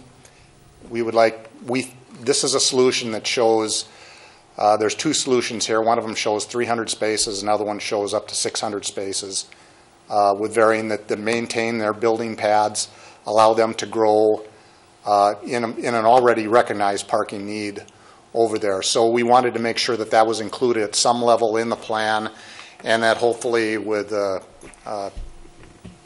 people in higher places than us could initiate those discussions and maybe make something happen there. Yeah, I think that's a good point you brought up. I'm aware of that meeting, and I think that's excellent. I'm just saying, I think if that works, that's great. Something has to be done, I think, to be aware of it. You think there's a service for the taxpayers there somewhere? For that, and that's probably a win-win for the taxpayers. Yeah. Mick, did you have a question? I do. The question I had is at the very last slide you showed the potential costs for the entire project. And it's obviously got a lot of components to it. Have you prioritized those various ideas into, first one we need to do is such and such, so that, if you're looking at funding opportunities, we know which way to start looking and what some of the potential costs could be. I mean, I think there's needs, there's wishes, and there's dreams. And so the short answer is sort of. What we started down that path, and I think I even told this to Tony Burns and Steve Anthony, it feels presumptuous to me, and because I am putting it together based on what I've heard for the community, which I think we all kind of try to channel the community in making these types of decisions. But I didn't want to roll that out in this venue until these boards had opportunity to really have this discussion. What we hope will come out of this meeting is we're going to take, and I'll have a draft put together. I'll sit down with, I would assume, Tony, perhaps Scott and Steve and Bill, and we'll work through an idea of what we think is a priority, and then it would get circled back through here for leadership to contemplate and look at. The challenge is when you put what we think is a very potentially popular project, the Memorial Field project, and you put it right up front. Gee, let's do that in 2017, because that's when the Land and Water Conservation Funds become available. Well, how do we crack a $3 million nut in about a year and a half? So, geez, does that mean we should push it out further? And those are the types of discussion where you really need to have staff input that have better knowledge of your financial situation than I do. So I know, yes, there's an idea, but it really needs more staff input, not just our team putting it together.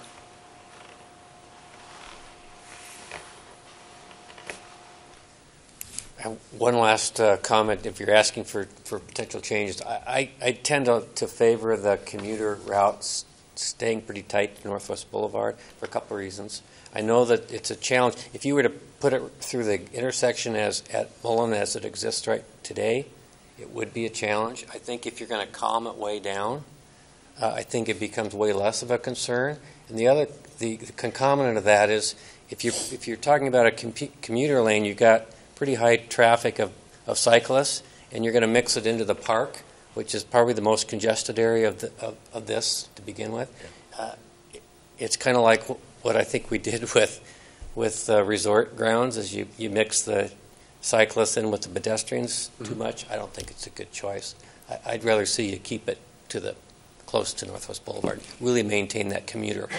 And that is a debate we have had vigorously internally and in all of our groups. So that's my 2 cents. We share your challenge. So if there's no more comment or questions, there's an opportunity for either board to make a comment here if you want to before we collect a little bit of public comment. And this is our normal public comment time. We have 2 on our normal agenda.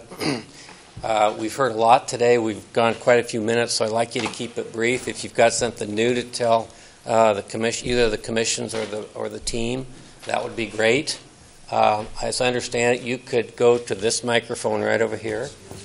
Just give us your name, address, and your brief comments. So if we have any of that, you're welcome to start that. Sure. I'm Dave Kilberg, and 913 East Pennsylvania Avenue in Coeur d'Alene, and I'm also happen to be president of Panhandle Kiwanis Club, and I know some of the issues that it relates to our taste event as we've discussed with the design committee about 2 weeks ago. Anyway, we do have concerns about the softening of Mullen Road and how far it goes into the area in which we service our vendor traffic and flow on that way. Also, the actual footprint of the building as it relates to the museum in conjunction with the REI, just exactly what that does in terms of moving the access road to the rotary band shell, in terms of how that impacts that event as well. So those couple things. Just some thoughts on my own end is just that from a softening standpoint, I know like in Bellevue, Washington, they'll use a speed bump, and it's designed a lot wider than drops. It's a way to slow traffic down but not affect snow removal possibly. It's just a thought. It's a way to maybe lessen the curve and slow the traffic down at the same time. So just, anyway, that's it. Thank you, Dave. Sure. Anyone else? Terry Gosnout, 312 North Forest Drive in the Fort Grounds. I've been a resident of the Fort Grounds neighborhood for over 20 years. I'm also chairman of the Trail Development Committee for the Centennial Trail Foundation, and I've served on the city's Dyke Road Tree Preservation Committee in the Spokane River Corridor, just to give you a little background. Most of the points I have been well covered today. I really like the idea of calming Mullen down to 2 lanes with no parking on either side, but doing it while staying in the existing roadway. The commuter lane, knowing cyclists, which I am myself, if the commuter trail goes through the park, the first thing they're going to do is hop onto Northwest Boulevard and ride into town. The pedestrians will probably stay in the sidewalk. Cyclists, if they're doing it day after day, they're not going to take the scenic route. So I think it's really important to get the trail there. One thing that I would like to see comes back to the triangle, whether it's in or not. I would like to see a little bit of consulting time spent on what could be done if it was included, just so you have option A, option B. Thank you. Okay, thank you, Terry. John Bruning, and I'm a resident of the Fort Grounds neighborhood, 618 Military Drive. I'm speaking this evening as the chair of the Centennial Trail Foundation Board of Directors. And I concur with Mr. Davis on the need for the commuter trail. There's 2 types, basically, of bikers. There's the recreational type biker, the family biker, who's going to want to ride at a slower pace through the park. And then there's the commuter biker, the biker who is training for some event like the Ironman, and they're going to be going at a very high rate of speed. And we have heard a lot of complaints, the foundation, about this these high-speed bikers going through the park and the close calls they've had with the collisions with the slower bikers and also with pedestrians and kids and so forth in the park. So we think it's essential that that commuter trail be built. And I appreciate your comments, Danny. The crossing of the street there, Mullen Avenue, with the trail, I think with the road being reduced to 2 lanes, I think that mitigates that quite a bit. We also have 2 other crossings then that we already have at River and at Hubbard. So the bikers should be used to crossing those busy streets. Speaking as a resident, now not the Centennial Trail Foundation, just as a resident of the Fort Grounds, I would encourage you to include the triangle piece in the planning. And I think Brad made some good comments too about planning. And we only get one shot at this, really. And I think we should take it now and plan for some type of use for that. So I would encourage you to do that, speaking only as a resident of the neighborhood. So thank you very much for your time. Oh, and I do have a letter from the Centennial Trail Foundation and from Dave, and I'll just hand this out. You guys can pass it around. So it's addressed to both groups. So thank you very much for your time. Thank you, John. Any other public comment?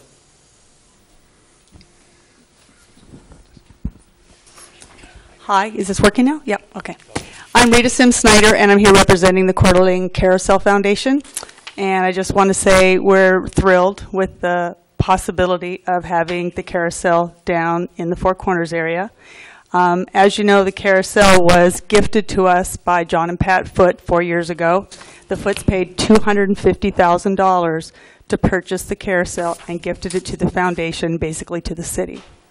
It's fully restored, and it's completely ready to be set up, and it's operational. It's currently in storage. So location, as Dick mentioned, is vitally important to the success of a carousel and to its longevity. And this has been placed perfectly. It has high traffic, visibility, parking, and shared park amenities. Over the past 4 years, we looked at several locations around town, and we also looked at much grander buildings and concepts. And after kind of traveling around the U.S. and seeing other carousels similar to ours, which is a little bit smaller, a little simpler. It's children's carousel. We came up with this plan with the help of John Young with Young Construction and Ryan Johnson of Element Architecture helped us come up with this simpler plan. And it enables us to possibly use it just seasonally. In other words, it would not have to be used year-round. And so it's much simpler. It's basically a carousel garage. And that works because this carousel was actually designed as a traveling carousel that traveled with the carnival. So it doesn't have to be in a climate-controlled building. So Vision 2030 placed the carousel very high on the list of important items.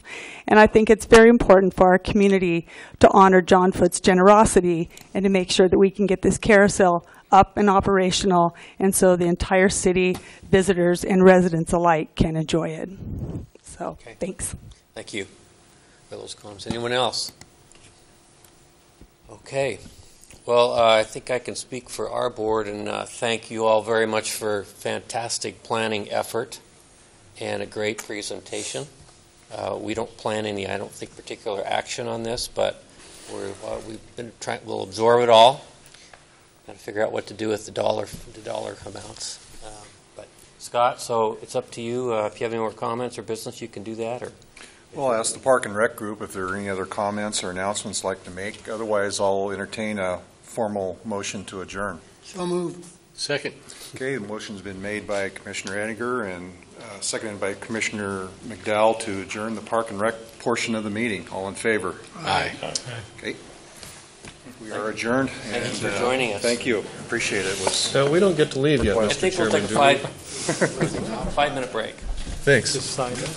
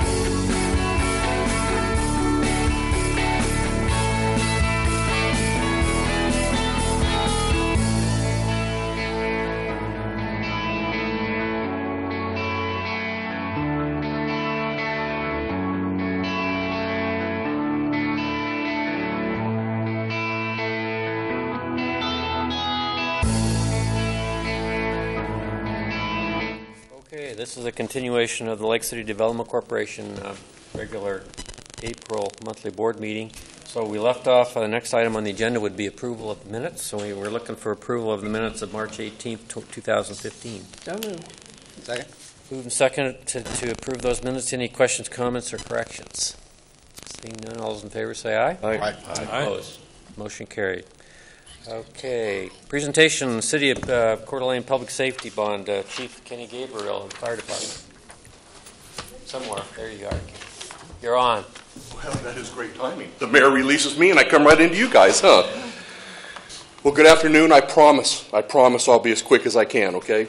But it's a great pleasure to be here today. And I asked Tony a couple months ago if I could come talk to this board because it's very important that we get the message out to as many folks as we can about something that we've been working on for about 12 years. And that is a general obligation bond. I'm going to take you back in time a little bit. And about 12 years ago, Troy and I sat down and we saw huge gaps and huge needs in the fire service. The biggest and most glaring was the folks we have. We had two-person engine companies, and let me tell you that is not the safest, most efficient way to do business, but the most expensive thing for a city and a general fund is to pay for folks. So we had fire trucks that literally had electrical tape and duct tape on them. They weren't very reliable at all, so we put our heads together and thought, how are we going to do something for now and for the future to fund those very expensive needs in the fire service? And what we saw and what we found out was the best plan A was going to be a general obligation bond. So we'd never really done that. The city did it once, correct? Mm-hmm. And we thought, okay, let's get this done. And we did in conjunction with the library, and we had just a spectacular result. And since then, we've built new fire stations, we have built training facilities, we bought our capital items with that. It's been very successful. Well, as we all know, 10 years goes pretty fast anymore, and here we are again. And we're going to be talking to you tonight and going to our voters on May 19th to do a second general obligation bond to pay for all of our capital needs for the next 10 years. And what the result of that is really is anything with tires. We're replacing the entire fleet. We have to. Fire trucks are very expensive. Our ladder truck we're going to replace is $1.4 of your favorite $1 million. Fire trucks are about $600,000 a piece, and we run the wheels off of them. Our Station 2 is one of the busiest fire stations this side of the Cascades. Our ambulance out of Station 2 is the 46th busiest ambulance in the country, done by a national survey, and they're just swamped. So we went to Troy again, went to Mayor and Council again to get permission on can we do this? The answer was yes. And can we do it for what we're asking for? The answer is yes. And is it part of a plan to better provide service to the community? And the answer was yes. So in the event of time, I'm talking very fast, I apologize for that, but Tony gave me the eye right off the bat.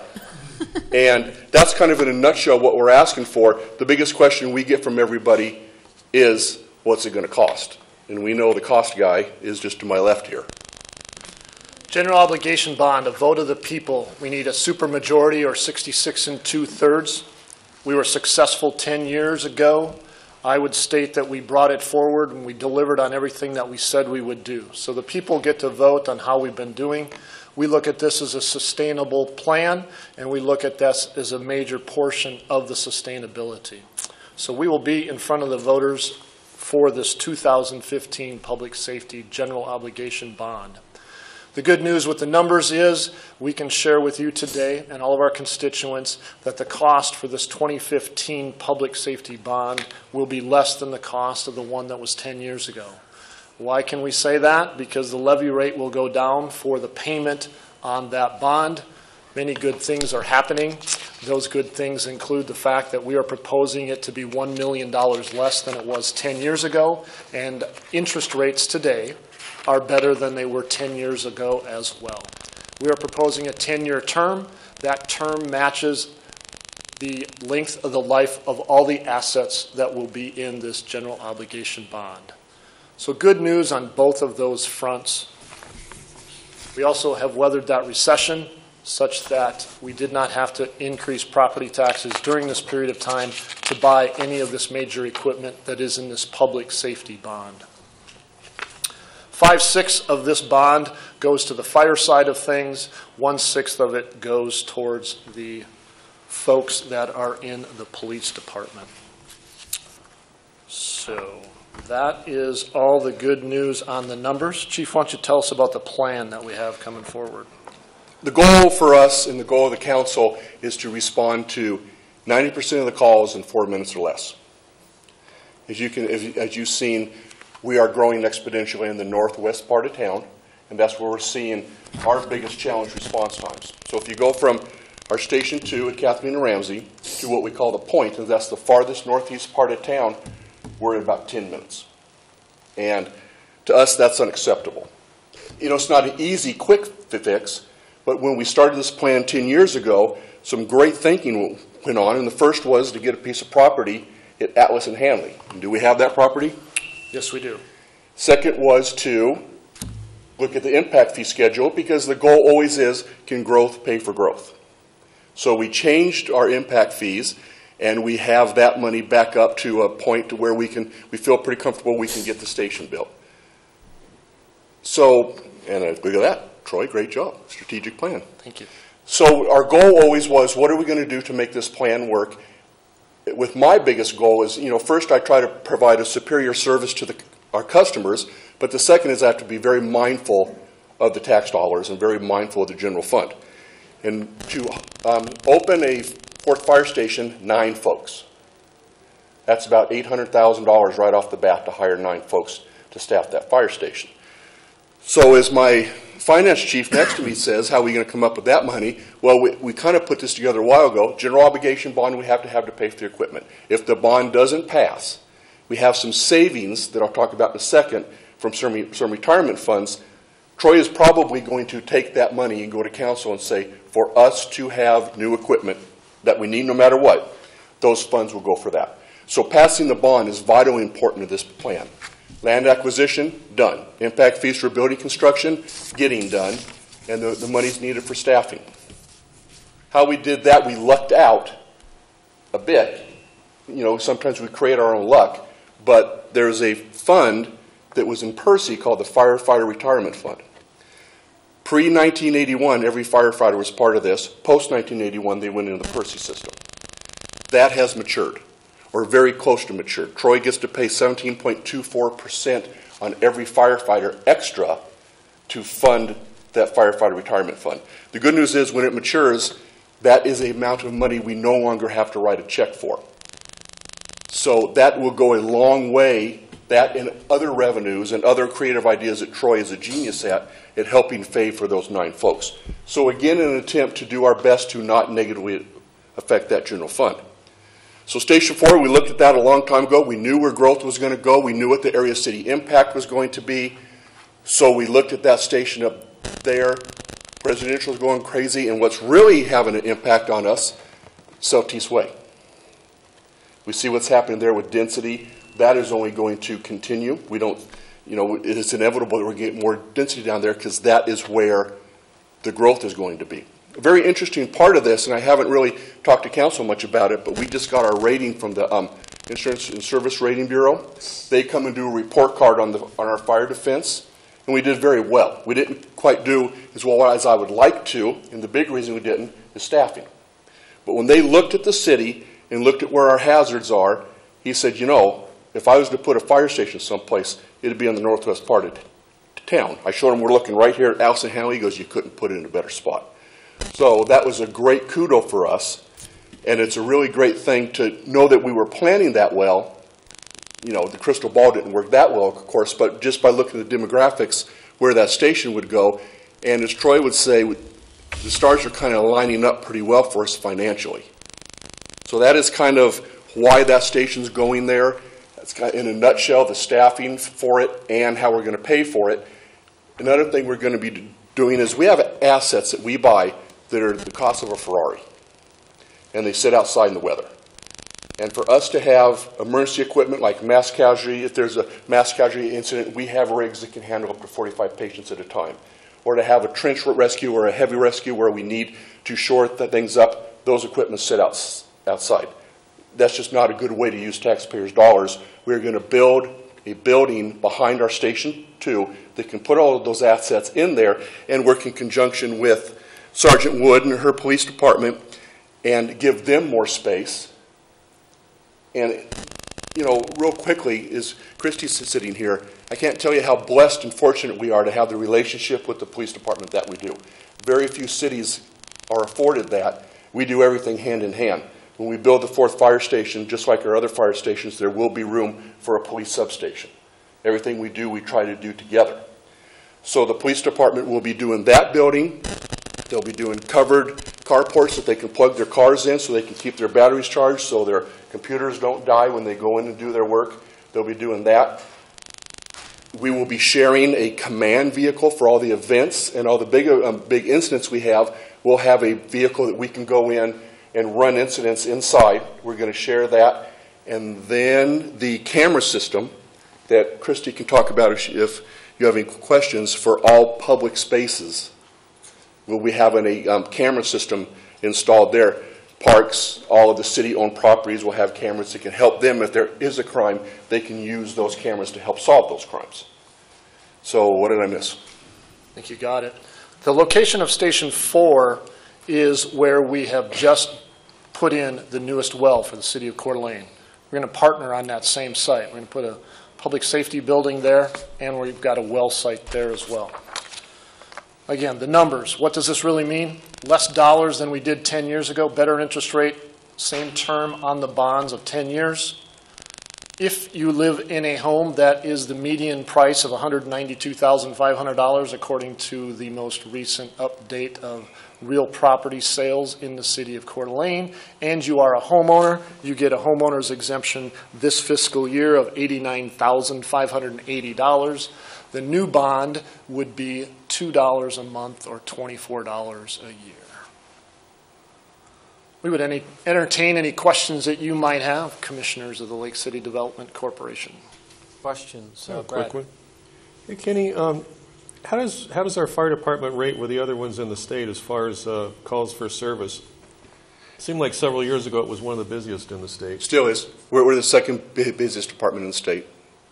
Behind Boise Fire? Behind Boise Fire, correct. Would that ladder truck turn into a backup truck when you get the new one? It would. That's a great question because we are rated a 3, 1 being the best, according to the Rating Bureau, 10 being no protection.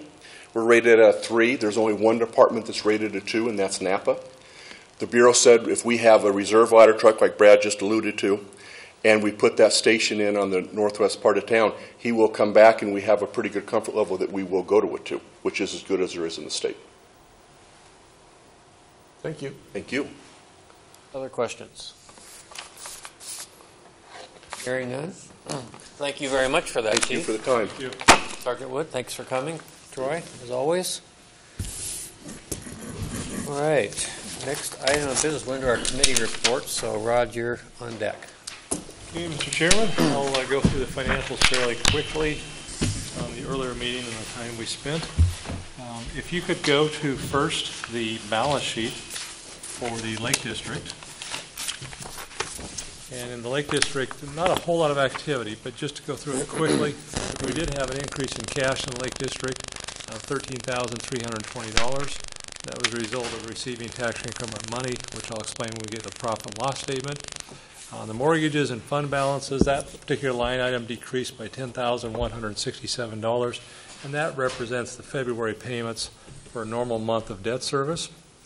If you turn to the next page, which we'll talk about the profit and loss statement for the Lake District, you can see there that we received tax funds of $26,695. We had some rent income of roughly $11,800.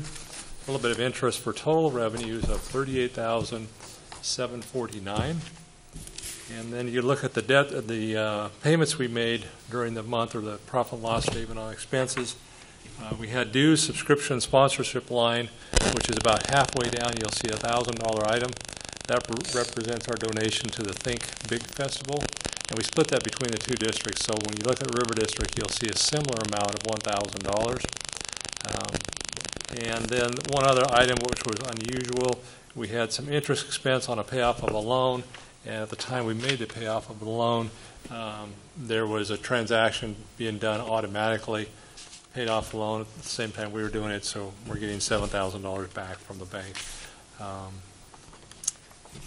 Let's go to the River District next. Balance sheet. We had an increase of cash of $6,507. No real changes on the receivables or the assets. If you go to the profit and loss statement, you will see that we received $16,785 in revenue from the county on taxes and a little bit of interest income of $333. So you end up with total revenues of $17,118. On the expense side, if you go down a little bit further on expenditures, you'll see that $1,000 item for the Think Big Festival. Everything else was our normal expenditures that we have during the month. No real changes. And now Tony's just passed out the most recent payables to pay. And if you go to the payables, you'll see that we start off with Elam and Burke, $18.50. Polytroxel, $1,722. Molitor and Associates, $1,892.83. iCrimp, that's our second half payment of that premium we pay annually. That's $2,672. We did pay off 2 loans at Mountain West Bank. These were 2 loans that had matured, and so we had enough cash that we thought it was better to pay that off rather than refinance it. So you'll see those 2 items of $265,268.19.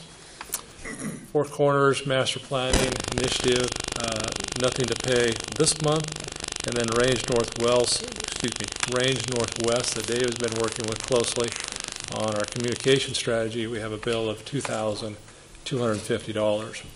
If you add up all those items for the month, it's $273,823.52.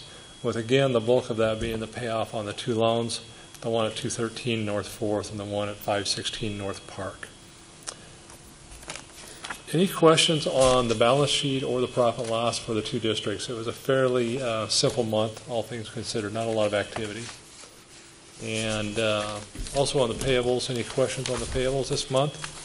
Other than the 2 loan payoffs, they were not a whole lot going on the payables. See Move no to questions. accept the financials as presented and pay the bills. Second. Second to accept the financials and the payables. Any discussion? Hearing none, all those in favor say aye. Aye. Any opposed? Carries.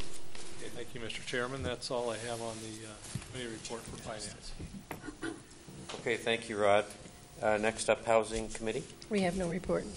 Thank you, Commissioner Goodlander. Parking Committee, Brad. Moving right along, I have no report, Mr. Chairman. All right. Dave Patzer, Communications Committee. A lot of pressure here. Yeah, there is. Just a couple of quick things. April newsletter out today, I believe, Tony? Yes, sir. I checked the website earlier today, but that was about 10 o'clock this morning. So check that out. Range is working on some logo ideas for us. Website update. The video update is finished. And that's all I have. Okay, any questions of Dave? Seeing none, takes us to Jobs Committee. Commissioner Arman. The only thing I have is I did talk to President Dunlap from NIC this afternoon, and the legislature did fund the joint use building, and they are working with LCSC and also University of Idaho, looking at how the whole process is going to go forward, and they will be coming to us officially sometime in the next 2 to 3 months to visit with Lcdc about being a partner in that also. Okay. Nice. Questions of Mick? Well, that's what you'd call excellent news, getting that funded. Yes, it is. Partially funded. Partially $4 funded. million. So. Yeah. But that's still excellent. Yes, it is. Executive Director's Report, Tony. Just briefly, I emailed you an update on our tactical goals for the fiscal year 2015. I won't go through them. The status hasn't changed since the last time we discussed these. Are all moving forward. I think we are in a good position to get them all achieved by the end of this fiscal year. So we're doing very well on our tactical front. And that's all I have, Mr. Chairman. Thank you, Tony. Any questions of Tony? Hearing none. Board Commissioner comments. We're all talked out. Must be. Public comment. Second opportunity for public comment. Seeing none. Next item on the agenda is executive session. Chair would entertain a motion to enter into executive session, under Idaho Code Section 67-2345 Sub 1, Subsection C, to conduct deliberations concerning acquiring an interest in real property which is not owned by a public agency. So moved.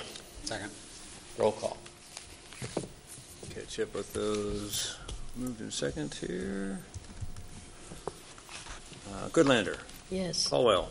Aye. Arman. Aye. Patzer. Aye. Davis. Aye. Jordan. Yes. Huskin. Aye. The ayes have it. The ayes have it.